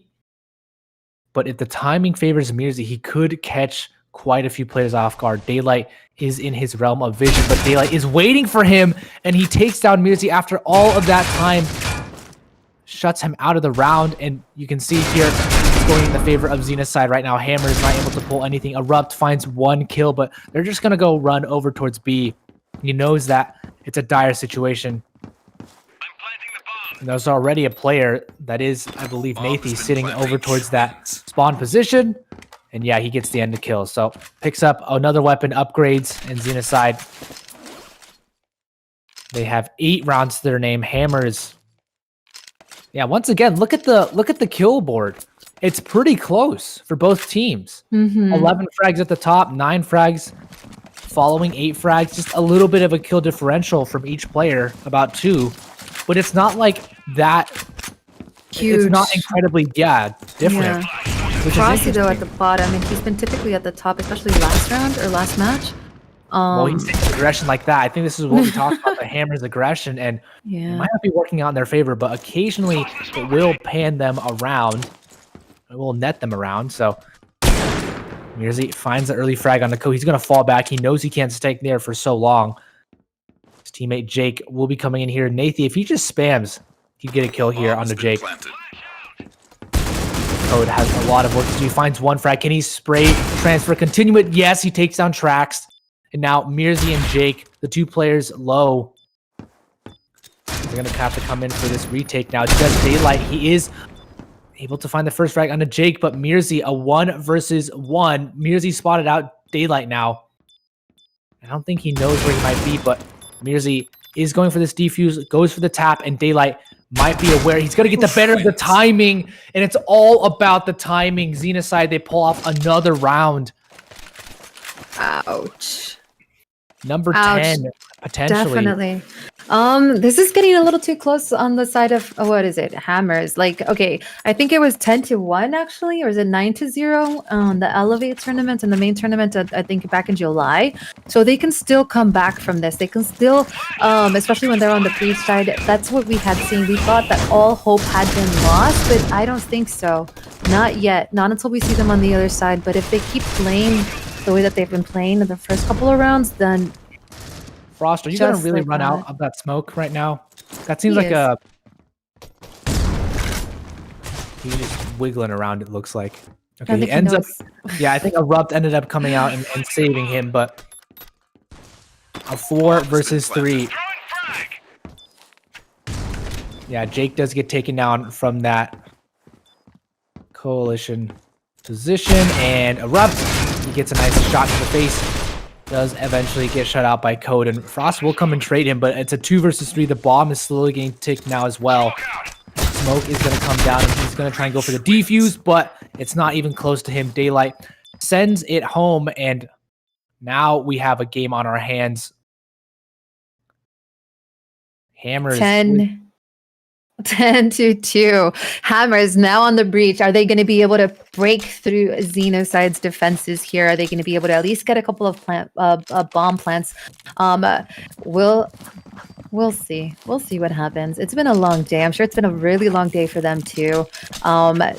Not typical of what we've seen Hammers do. I typically think to say, I would like to say that this is a really strong map for them, but not right now. Not against Xenocide, at least. How does this keep happening? How does this happen every single pistol round where the team... Just go to the other side. Yeah, they go to the wrong sites. Whatever site they stack is not the site that the bomb plant always goes on. So we always have a 5 versus 5 pistol retake. I want to get the stats on how many times this happened. Yeah, I mean, we've only had 4 games. Could only have happened 8 times. But Daylight are going to come in now for the retake. They're going to do a good amount of damage onto Erupt, but not get the kill. And if Daylight peeks out here, he's going to be met with a hailstorm of bullets. Coke eventually takes down Mirzi, but Hammers looks to take the pistol round here. It's a 3 versus 1 now. As Coke finds one frag, can he get the second? He's trying to spray transfer with the P250, and he's getting good damage done, but time is slowly ticking out now. He doesn't have much opportunity to go. He's just going to try and stick the bomb, and he's going to get taken out. Bomb too far ticked, and everyone dies in the chaos. Hammers, though, they pick up the pistol round, and they should have some room to work with, but it's not going to be the best. They have AKs up and some rifles. AKs and SA-58s. Xenocide, if I were Xenocide, I might opt for a couple extra upgrade pistols. And you can see that's what they did, so. I would play it a little bit more relaxed, more smoothly. Wait for the mistakes to be made. Yeah, Xenocide, okay, 2 frags, Claw and Code.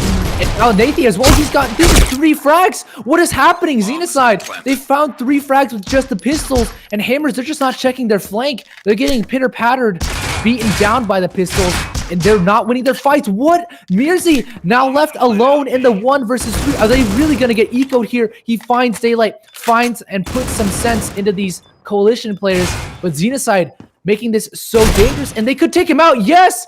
Xenocide, they come in with the full pistol eco. Hammers, they have to be slapping themselves on the head over that. Not like this. Not like this. Oh my god. Xenocide definitely recovered from that last bit on the side of Grounded. You know, that was pretty intense loss that they had suffered, really, but they're punishing Hammers for every little mistake. How do you not... I don't know. I don't know what's going on with Hammers right now.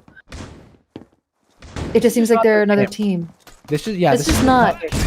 So No. And I mean, they can afford it. Actually, that's good news, I guess, for our viewers, because that means if we do end up taking this to a map 5, that means 5 winners are going to be chosen. So that's good news. That's the good news, at least, right? absolutely could get some additional bonus points for you guys, but Hammers look to take this round over in their favor. They look to post up round number 4 on their scoreboard, and it looks likely here. Daylight, can he get anything? He does find one with the AUG. Xena side potentially coming in for the retake, but it looks unlikely now as Hammers have forced their way on into the B bomb site. Yeah, and they're just slowly dismantling them. Coach taken out of the round, and Daylight also around, or also gone. So Hammers, 4 rounds to their name. They have to maintain this, so they're still so far away from feeling safe. It's inching away. It's inching away from them. If they need to be really strong. They need to be aggressive, but they need to play really, really smart. I'm sure that they're not feeling the best right now. I wonder what the scoreboard it says though. Yeah, Daylight's at top, so is Tracked. Mirzi in the middle. Frost towards the bottom. He's already dead. Erupt taking down 2 with him. Yeah, you can see Traxed. He's gotten, I think, 3 kills in this round already, or 2. But either way, they're able to secure this one. Not going to get ecoed, surely. It is possible, though. Mirzi is low, and now he's taking out a couple. Look at how low those players were. They win the round, but still, Hammers, they're not winning them that cleanly. Yeah. Xenocide is doing a lot of damage to Hammers right now. They're sure they, 3 members survived and stuff like that, but they're just not, like, Xenocide isn't connecting their shots, but it's like working still in their favor. They're just getting them down really, really low. Tossing flashbang. Grenade out.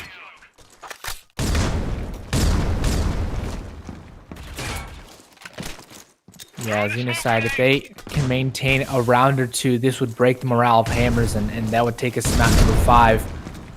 Xenocide, surely they're going to take out Hammers right now. This is a 3 or 2 for 1 trade. Finally, they get something, but Trax and Jake, they have to get more frags in their favor. Hammers are looking flat on their breach side. They've gotten a couple rounds, but when it really matters, which is now, they have to maintain their composure. Coat could definitely catch him off guard. Yeah, there he goes. Jake out of the picture, and Trax, the last man. This could be a match point for Xenocide, and we could be going to Legacy. A map we haven't seen very often in the final tournament. There's still some ray of hope, though, that Hammers can go ahead and make it back, even on a 12 to 5. It's very unlikely. It's nearly impossible, but it still can be done. If anyone is going to be able to do it, it would be Hammers. But here we have Trax with such low health, facing off almost, 3 players? Half health on 2, full health on Coach, and Coach hasn't been missing much of his shots. Like, this is just heartbreaking. 20 seconds left on the clock. No bomb planted. Is he going to just go ahead and just do it? Is he going to just... Yeah, I think he is. He's just going to go ahead and plant the bomb. At least get some money out for himself and for his team. It shouldn't be possible for him. He only has 28 HP as well. This would be one of the most remarkable clutches if he could do it, but he's going to get challenged from 2 places that maybe takes down not even Claw. And so they're going to get this defuse. Xenocide on round number 12 for themselves, and 1 map or 1 round away from taking us to map number 5, Legacy. I'm kind of excited about that. We'll see. I feel like these 2 maps kind of like just restart fresh from both of them. Xenocide did really bad on Grounded. This was Xenocide's pick. On Port, Hammers didn't do too well, so let's start fresh. So now I feel like we're seeing a best of 1 in the next coming matchup. I think both of these teams have suffered devastating blows to them right now. We'll see what happens as Code gets crashed by Erupt. Yeah, it'll come down to basically this best of 1. Like you said, it's all this work just for 1 match to do it all. Nathy is going to be able to take down Trax, and can he get anything else? No, but he does tremendous amount of damage onto Erupt. And if they can come in here, he sneaks in Code. could come from the back lines here. He's gonna spout out Frost and takes him out. A 2 versus 2 now as Daylight, they close it out. Daylight spams through the box, takes down Mirzi, takes down Jake, and we're going to map number 5, ladies and gentlemen.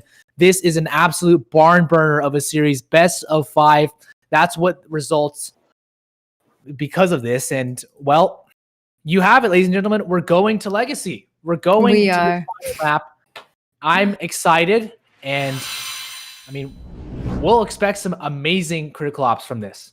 I think what's called the next map for sure, it's going to be a lot more neck to neck from what we have seen. I think both of them, we're probably just playing it kind of slow, relaxing and taking it easy, trying to see if they can go ahead and break down the other team mentally, but it didn't work really. So we'll see what happens in the next, map, Legacy. Yeah, we're going to do a little bit of a reminder for the giveaway because we're going to map number 5. There's 5 winners of this 30 premium case giveaway. All you have to do is go to @COPS_esports, reply #COPScircuit, and reply with your in-game name, and you will be entered to win. There will be 5 winners, which is awesome. And we're going to be having a 15-minute break actually because it's been a long day. We want to give the teams a little bit more time here.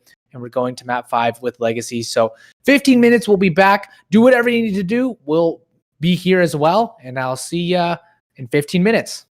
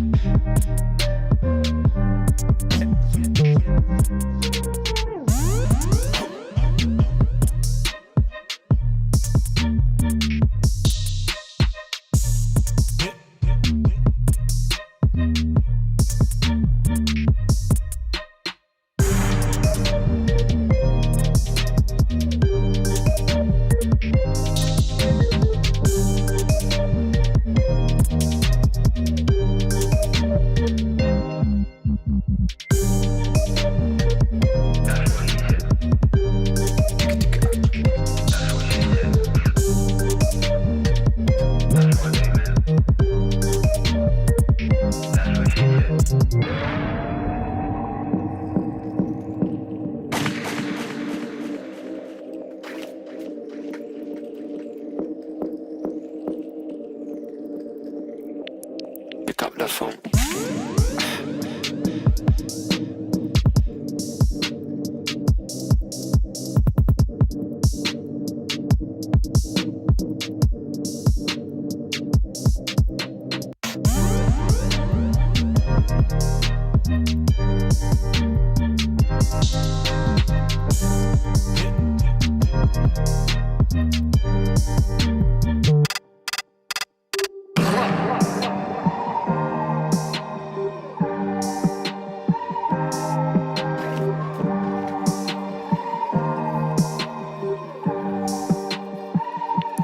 Pick up the phone.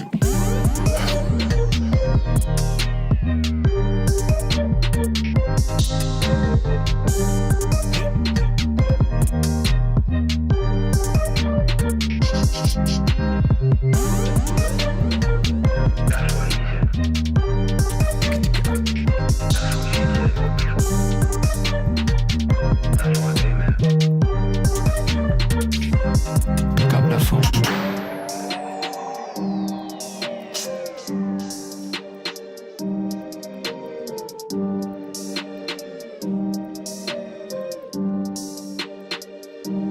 Pick up the phone.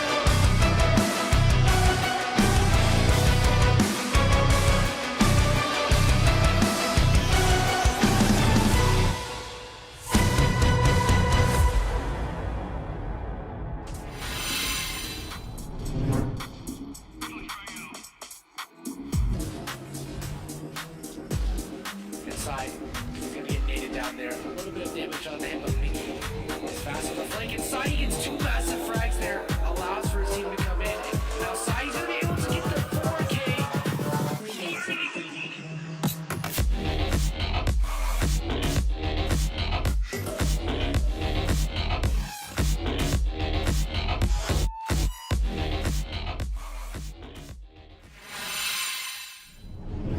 We didn't think we'd be going all 5 maps, but here we are today with the last map of Legacy. Welcome back, everybody, to the Critical Ops Final Tournament North America Grand Finals. That's a mouthful of words here, but all you have to know is that it comes down to this: Xenocide versus Hammers Esports. We're going 2-2 for the split. The first map, 13-12 in favor of Xenocide. The second map in favor of Hammers, 13-10. The third map, the third map in favor of Hammers, 13-5, and the fourth map in favor of Xenocide, 13-5 as well. So pretty similar scorelines throughout this. Basically what this means is that we're coming all down to Legacy, and I think the teams are actually ready. So we're just going to dive right into it. Sorry, I didn't even give Sapphire a chance to speak. I think it's okay. I think everybody's ready to go ahead and finish this off and see who our champion is going to be, because this is it, folks. 3 months has led to this very, very moment. And the map, Legacy, here we go.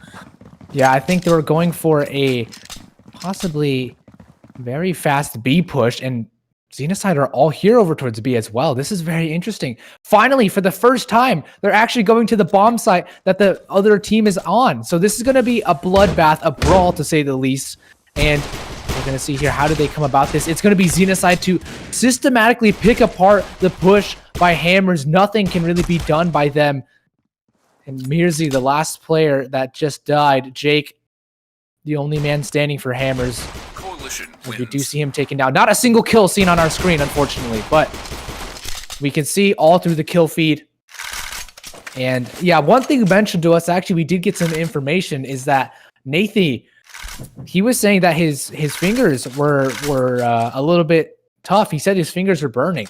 So the fatigue factor, not only mentally, but physically, having your hands in a similar position for such a long time, definitely these teams have been seeing that it has been affecting their performance. It hurts. So they have to combat this, but it is the last game and the last matchup of the grand finals here. Hammers just with the pistols, not a single weapon bought except for the smoke grenades. We'll see here. Are they willing to push on further in? You can see Daylight is going to have his SA-58 equipped. We'll find one frag. Trax does get taken down, and Xenocide win the round pretty cleanly. Another thing to keep in mind that, yes, the fatigue is a factor, but having that little 15-minute break might have helped them a little bit. A lot of things that you can do is obviously stretch your hands, kind of like take them away from that position, but still having to play for so long, it's been almost about 3 hours or so, 3.5 hours. I feel like it's been a little bit more that we've Yeah, it's been around 3 hours, I would say. It's been about 3 hours. It feels like it's been a very long evening, and I guess because the first couple of games were, so neck to neck, and now Xenocide leading with 2. We'll see what happens. Yeah, it's going to be a very fast play. Coat has to retrieve and fall back, but that nade is going to do a tremendous amount of damage. What? He turns around and gets the kill on Erupt, and he gets 3! What is happening? Coat manages to turn a dire situation into an advantageous one as he leaves Trax and Jake wondering where their teammates went. They're all in the grave now, but Trax, he's confused, and he's going around with the bomb. He's going to have to face off against Coat now. Or Code, not Coat. Nathy could find another, but he doesn't. Coat lines them up and bats them down. Coat, he did a tremendous amount of damage. That was 4 kills in that round, 5-0. And Xenocide, they start off very strong. Hammers, off to a shaky start. They haven't had any success, really. Xenocide has been able to go ahead and kill off they have been able to kill off all the members on the side of Hammers, but Hammers not doing so much damage to the side of Xenocide. Sure, they're taking maybe down 1 or 2 members and bringing a couple or the rest down to a little bit of health, but they're not, securing those kills. And this, at a time like this, you need to make sure that you're bringing up your A game. Yeah, just an eco round, so Yeah.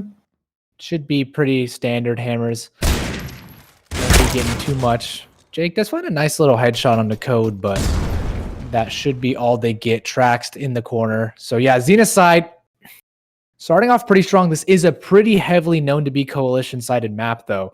So if Xenocide, I think if they pick up at around 8 to 9 rounds, that's pretty typical. If Hammers can pick up 3 to 4, that'd be good for them. So Still like to see a 3 or 4 rounds at least on the side of Hammers. Even 2 rounds, I think they would have a better chance than just, well, obviously better chance than 0, right? But it's funny to say that you mentioned the fatigue on the side of Nathie, and they're doing really, really well. he's pushing through it. That's what he said. Yeah. He's like, I don't care. I like Claw's loadout, though. He has a nice knife, nice gloves, nice AK. But Nathies get taken down, so that's unfortunate on their end. He's gonna have to recover quickly. Money is very high for Xenocide, though, so they can take these aggressive fights, but Code, he gets taken out. And now Code has to utilize his grenades and slow down the push. Claw, that's a couple players out over towards mid, relays the information to his team, and he's gonna throw the nade out, try and slow them down just a little bit. It takes Erupt down to a bit of damage.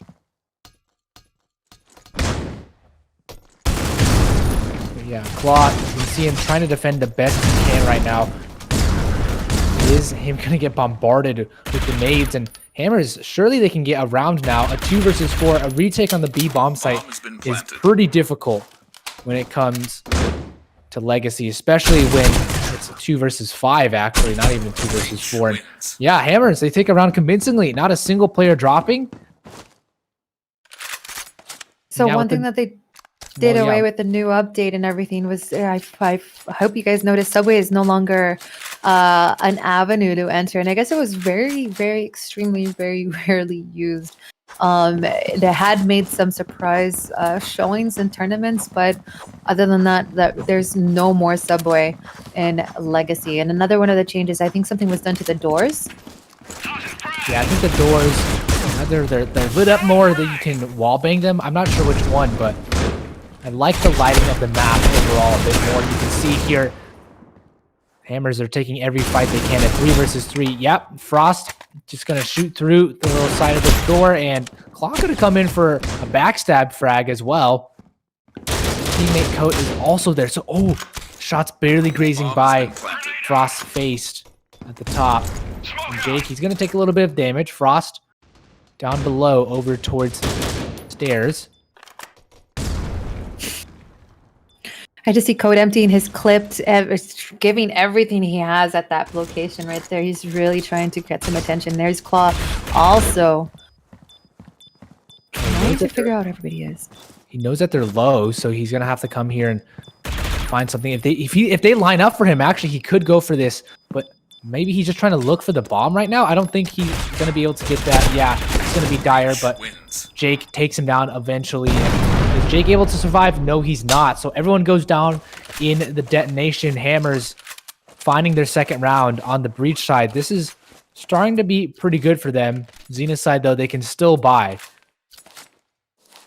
It's a usual, like, way that we've seen Hammers not doing so well, especially on their pistol round, and then they start gaining a little bit more traction. So now I feel like we're going to start seeing these games compared to the first 2 maps that we had seen. We're going to start seeing these rounds a little bit more neck to neck to neck, and I think we are going to see a very long game today, or tonight now.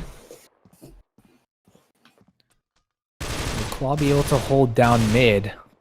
That's one of the big questions here. I think the spectator might be a little bugged, but obviously he's not just looking straight at the wall right now. He's looking to see if he can spot any players out from the Hammer side. Daylight, with the new changes up on the rooftop, yeah, he's been spotted out with the low side of his angle. So Coat does get shut out, but on the rooftop, you can actually run through without making as much sound, and you can run through much quicker. So we might be seeing the front of the roof utilized more from the coalition standpoint on the A-bomb site. Code inching away. Doesn't want to get spammed by the doors, so he's just going to wait for the spam to subside, and then he'll walk away. But it is Hammers fully equipped still. lots of utility in their belts. They haven't expended much of it. They have 5 nades still, but Mirzi drops his, so they will have to adjust. Mid-round call looks like it's headed over towards B, and the defense is posturing over towards B. Claw is sitting all the way over towards statue 1, and Nathie is really just trying to slow them down as much as possible. They know they only have about 10 seconds left on the clock, and so Code, he's just doing the best he can, and this is exactly what worked for Xena's side. Baiting Hammers into the push over on B site, and they could not have enough time to clear out Claw, so able to shut it out. And Xena's side, they pick up 5th. Okay, Hammers still has it in them. They're probably just playing it a little slow. They have to stop making those mistakes, though. They are on the side of Breach. They should be bringing, I feel like, a little bit more aggression from them, but I kind of like to take a look at the scoreboard to see how everybody's placing right now. Yeah, Mirzi is up at the top, so is Frost up at the bottom. Code and Code are doing exceptionally well. Nathie just falls down to Mirzi's weapon there.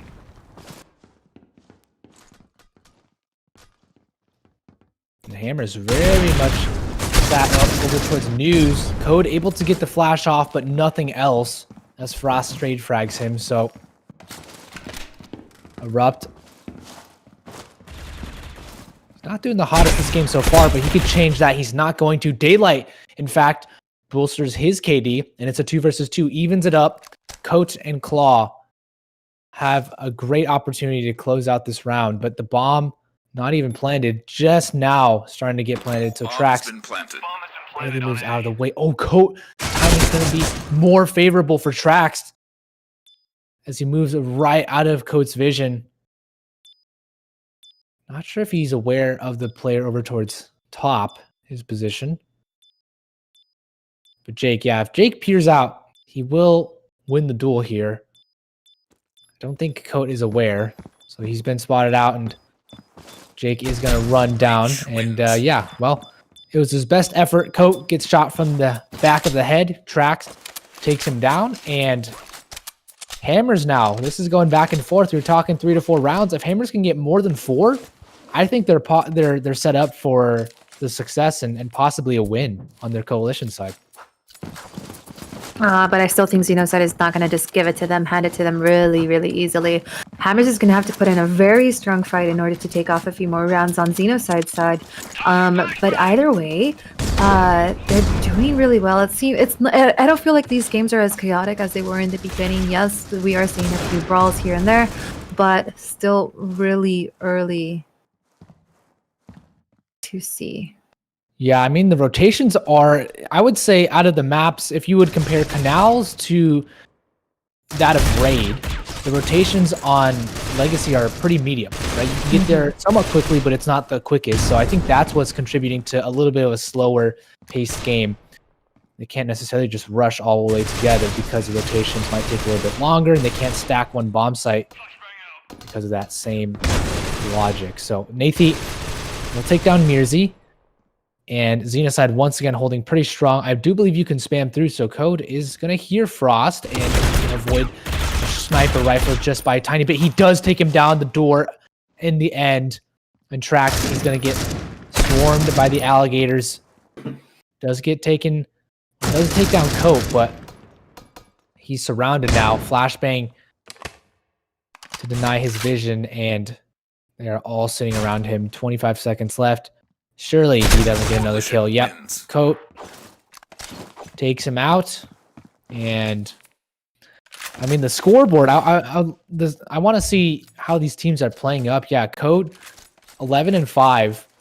Erupt hasn't been doing too hot, but you can see Frost is up at the top, which is what we want to see. Though he's not necessarily positive, he is at the top.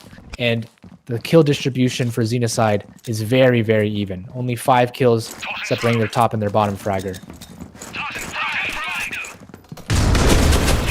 Going heavy quickly on into the D bomb site. Code is able to get 2 frags before anything else happens, and Code is already there for the flank. A massive 3K to shut down everything Hammers had going for them. He just waltzes through the mid position, comes in for the backstab, and Xenocide looking very strong on this coalition side. They want to get these last 2 rounds in for themselves. If they can make it a 9-3 half, it was They still can. they could, yeah, very well could. But it seems like the breach side, regardless of who you are, it doesn't matter if you're Hammers or Xenocide, it's just difficult on Legacy. And personally, I've had this trouble as well. Legacy is just overall a breach-sided map or a coalition-sided map. Muzi finds the SA-58. Able to get some damage there, but Xenocide, they come back twice as hard. There's a crazy moment there in the beginning where they just went ahead and rushed and they were able to go ahead and take down Code, at least because Code is doing a lot of damage. So he's definitely a player that you don't want to have him hanging around for too long. But Daylight doing damage onto a Frost and bringing him down, and Mirzi answers that back by taking away his life there. But it's just Mirzi. Yeah, and the 1 versus 3 does find 1 versus 2 now. down. And it's possible, but low HP, 18 HP to be exact. And Claw is going to be there. Nathi as well, denied from many entrants. Xenocide, potentially a 9th round for themselves. I'm still not worried for Hammers, though. I believe that if they switch over to Coalition side and they take up the pistol round, this is as close of a game as we can get. I think yeah, I agree. It's definitely still on Hammers' hands to go ahead and make it their game, and it's Xenocide's game to lose. So really, they must be tired. Definitely. I don't know if they even have eaten, and I don't know if they have been preparing for this, but I know within the last 3 months that it just boils down to this very last game, and here both teams are going to start crashing to each other. Code takes down Trax, the Rub takes down Code. Again, he's a player that you definitely don't want to have hanging around, and Almighty Frost ends up taking a few more members on the side of Xenocide there. And it's 3v3 now. Yeah, Hammers. Seems like they found success over towards the B bomb site. They tend to head over towards A. Claw, unfortunately, not actually present in the game right now, it seems. So Code has to go for this impossible retake. And Hammers will pick up a 4th round for their name. So positive for them as they end off the half on another score. But we'll see. Can they recover? Will Claw be back, actually? That's one of the big questions as well. It seems like he's not. Seems like he might have disconnected. Yeah, he's not buying anything. So a 4 versus 5. This is not the time you want to have a 4 versus 5 in the grand finals. Oh, he's back. He's actually back. He's gonna buy armor. Comes back at the most crucial moment for this pistol round. Hammers, as long as they maintain composure, as long as they hold on to this A bomb site, they're back in this game. Mirzi, once again, this is when they're starting to pull out their aggression, and he is spotting it right now, but Claw could catch him way off guard. But the timing favors Mirzi, but he doesn't get the kill. Finally, he does. Frost shuts him out. And Xenocide are just trapped over towards Museum right now. They have nowhere else they can go. If Erupt gets aggressive, that could be a kill for them, and that could be an opening, but he's not. He's going to sit back and just wait for Xenocide to come towards them. There's really no need for him to be so aggressive and peek out or anything like that, and he does really well by taking off Nathi. There's no need for him, but he does it anyways, and he's rewarded for it. So Erupt finds a frag, and Xenocide can't get anything done on their breach side. Not a single player dropping. Mirzi survives with 1 HP. And this is Hammer's ticket back into the game.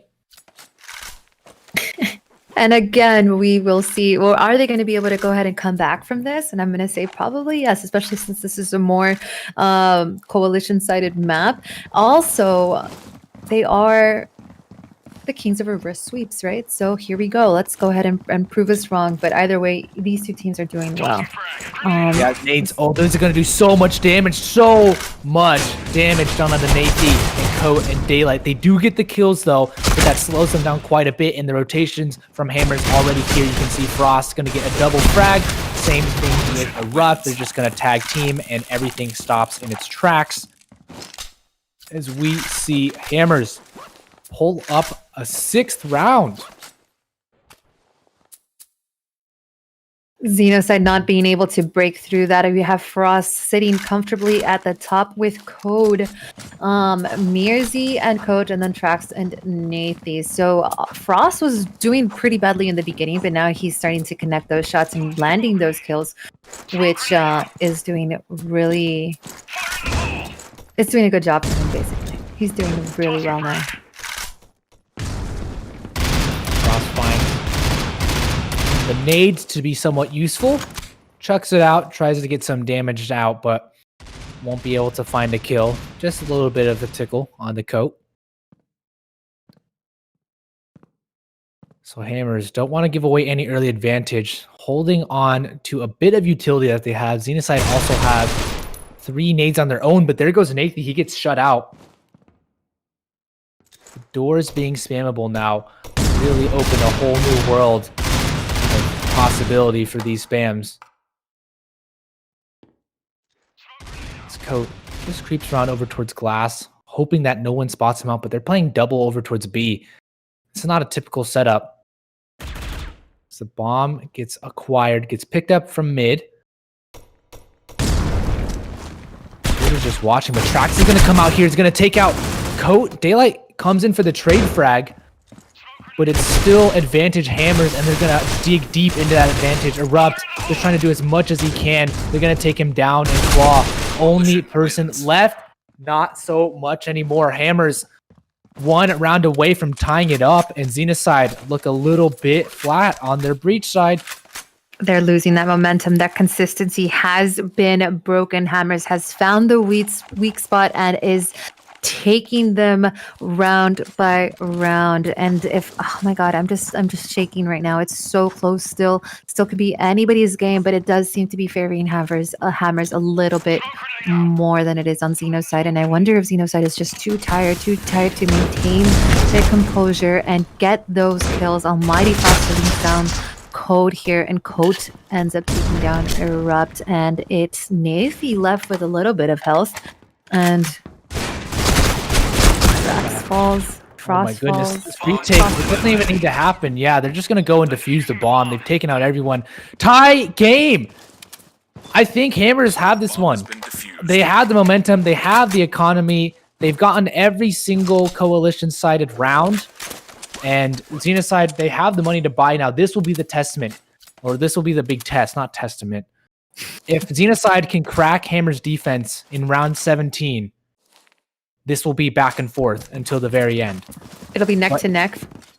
That's what you're gonna say? Yeah. But if Hammers win this one out, I think they've won the entire game. I'm gonna predict it here because Xenocide will not only not have a lot of money, but the morale will be dampened. So Frost early frag onto the coat, takes him down, and they found not a lot of success. It's a 3-for-1 trade over towards the stairs area. Nathy now the only person left, and he's getting spammed. He's blind, just trying to run away, and he finally regains vision. But he's lost the bomb, he's lost his teammates, and he might have lost his hope because they don't have very much money. Xenocide. Nathy is all that is left of Xenocide, and I think they've heard him over towards mid. Yeah, you can see the shot coming in from the sniper rifle. Frost actually does get caught off guard, and Nathy might be aware of his flank. Will he take out his sniper rifle? No, he won't. He just runs in and accepts his demise. So Trax, Hammers, they finally take the lead now, and I think this is a done deal. I don't know if Xenocide, if they can pick up a couple, that might be start of something, and they really need to activate Nathy right now. I believe, I mean, if we look at the scoreboard, Xenocide, yeah, Nathy's at the middle, so he's been doing good. Coat is up there as well, but Frost has just been so lethal, and you can see even at the bottom for them, Hammers haven't really, the kill distribution isn't even, but they've been able to be carried by Frost. So once again, he's taken down. This might be the best chance Xenocide actually have into this round. 3 players rushing up over towards mid. They want to secure B as fast as they can. They're going to use all the utility here, but Trax gets 2 kills, stops them, and it's a 2 versus 2 now. Mirzi left with Jake. They have to defend B with their life. They are both ready here. As Code and Daylight slink away from the B bomb site. Surely now Hammers might be aware that Xenocide are going towards A. Code and Daylight, they still have to clear out the bomb site. They don't know if there might be one player over towards A or not. But this might be the best opportunity Xenocide have had to win an entire breach round. They've had 0 success since switching over. It's been a 5-round run in favor of Hammers. And surprisingly, they're going to go towards B unless they're trying to avoid noise and they're going to go A. This will be, I want to watch this and see where they're going to go. Oh, they're going to go towards B. This might be a nightmare for them. They're already watching. Jake is already here, and oh no. Daylight finally finds it, but Code gets the trade, and is he aware? Mirzi's got this in the bag. Yes, the perfect round. Xenocide, they outplayed themselves. They tried to think so happened. Yeah, Hammers, they just sat still. They didn't look at it at all. Xenocide could have just gone over towards A, but they avoid the A bomb site, thinking that Hammers would have rotated. And that ends in their demise. Oh my gosh. That's exactly probably what they thought. I would be kicking myself right now. Thinking that, make enough noise, start to pretend that you're going over to A side, and no, head on to B, and they're just waiting for you there. That's heartbreaking right there. And sure enough. Okay, 3 frags. I think this is the beginning of the end. Yeah. Code is gonna erupt the ace. The last map of the grand finals, Erupt. You have cemented yourself ace in round number 28. What a way to kick it off, as we are only 2 rounds away from Hammers being crowned the champions of Critical Ops North America Season 1. Y'all better clip that. That has to go down in the record books for sure. Triple nade kill and then nice AUG shots. Yeah. Everything we've been saying. Hammers are coming alive right now. They might have looked a little bit slow, but not as slow as Xenocide. Xenocide have not been able to pull anything up here when it comes to attacking these bomb sites. Barely getting bomb plants down, and look at how much damage they have already taken these nades. Coat and Code low already. I would love to hear what their communication is like right now, because it's probably not the most ideal.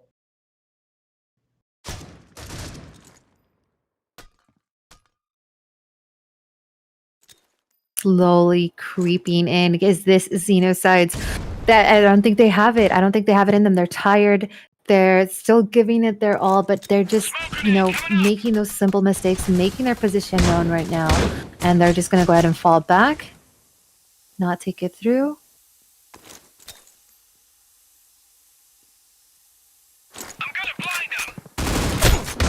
Go for the trade, but no, there is no trade frag. Frost just finds both of them with the HK, and Xenocide have just been absolutely abysmal on this breach side. Nothing they could do. Nathy is so low as well. Finds 1 frag, but that's really it. I don't believe he'll be able to do anything else. He's going to get spotted from top and taken down. Last round potentially here of the tournament. Hammers are ecstatic. Hammers fans are ecstatic, and Xenocide, they are pressured right now. Everything on the line. They have to give it their all. They're buying out as much as they can. And Hammers, they are 1 round away from being crowned the best team in North America right now. The Critical Ops Circuit final tournament champions for North America. As Xenocide prepare for 1 last push. It looks like it's going to be over towards mid, and finally they find the first frag open. This might be an opening possibility, but B has been difficult for them. Trax finds down Coat. Erupt, he's going to rush through here, takes down Daylight. It's Claw and Code just left on their own. They're not able to get anything else, just 2 more. Code, he gets taken down, and Mirzi shuts it out. Hammers 13-8. They are your champions for the Critical Ops final tournament. They are the #1 team in North America, and they will be the winners here. First place goes to Hammers Esports. They will take home the lion's share of the $2,000. They will also be getting the circuit winner skin. Xenocide, they'll still be taking home $800 in bragging rights, but what an insane best of 5 series. Once again, kudos to all the teams who made it here, but still, Hammers, they put on a phenomenal show for us. 24 frags on Frost. 16 frags for Code too, so you can't give anything against that of Xenia's side, but Hammer's performing out of their mind in this series, and I mean, it shows. It is definitely one of the best series we've seen thus far in all of Critical Ops, I would say. This has been one of the best things, and yeah, it's been insane to watch. Insane indeed. It's been crazy to see these guys. You know, we were worried a little bit about Hammers in the beginning, but then Xenoside came back and said, no, this is going to be our game. This is going to be our matchup. But then, you know, everything kind of fell apart on Grounded. We were so stunned. We were so surprised to see Xenoside fall so low, but then they came back to port and said, no, we're still in this. We have a big fight left to go. But everything seems to fall apart once they switch sides on Legacy. Beautiful gameplay. Everyone did so well. Highlight to Frost, highlight to Mirzi, highlight to Code, Daylight, Nathy, everybody. Ego, also Claw. Oh my god, you guys, Xenoside, congratulations. You gave your hearts out, but you just needed just a little bit more. We really do hope that you guys come back in the next tournament, and we hope that you guys stick together to play. But congratulations out to Hammers, because you guys are the North American champions. So congrats, guys. Yeah, don't forget Erupt's nice ace there with the nade and the double headshot AUG. But this has been a wonderful time casting. Want to do a couple quick reminders of the giveaway. There are 5 winners of this giveaway because we went to map 5 and you guys saw some great action there. All you have to do is go to @COPS_esports, reply to the tweet on there that says, how do you enter? You reply with #COPScircuit and your in-game name, and then you'll be entered. There will be 5 lucky winners for 30 premium cases. And next week, you'll catch the EU Season 1 day, or the Season 1 Finals Day 1 Critical Ops Circuit next Friday. Same place, 8:30 a.m. Pacific Time, 10:30 a.m. Central Time. And that also means, I believe it's 4:30 p.m. British time. So if you live in those time zones, that's when those are actually going to be. But huge shout out once again to Gizer, to Critical Force, to Critical Ops League, to my casting partner here, Sapphire Sky, to Wadi, everyone behind the scenes we have in our group chat that's literally been spamming us the entire day here. Ave, Ethan, Mako, Thunder, Alexi, everyone here behind the scenes, and everyone else who wasn't named, as well as the teams. Once again, Yes. Huge congratulations to everyone. And Sapphire, do you have any last parting words? No, just congratulations to Hammers Esports. We'll see you guys next tournament. Don't miss the games next week. There's more giveaways for you guys there. And you guys can go ahead and follow us. Make sure that you're following us at least on Twitter. And thanks, guys. It was a pleasure to be here again. I love casting these games with you, Mark. I know I have a lot of work, but thank you so much for your patience. And I have a lot to learn from you. So thank you guys for having me here. Well, thank you all for the viewers as well at home. You are making this all possible. I love seeing all those chats, the YouTube chats. I popped in there once every couple times just to see what's going on, and you guys are making it hype. So much love to you guys. Hearts in the chat for all of you, also for supporting your favorite team, for coming out here, for staying this long. And we will see you all next week. Come and join us for EU as well as South America in a couple weeks. But from us here on the casting desk, as well as Critical Force and Critical Ops League, we will say good night. And take care, everybody.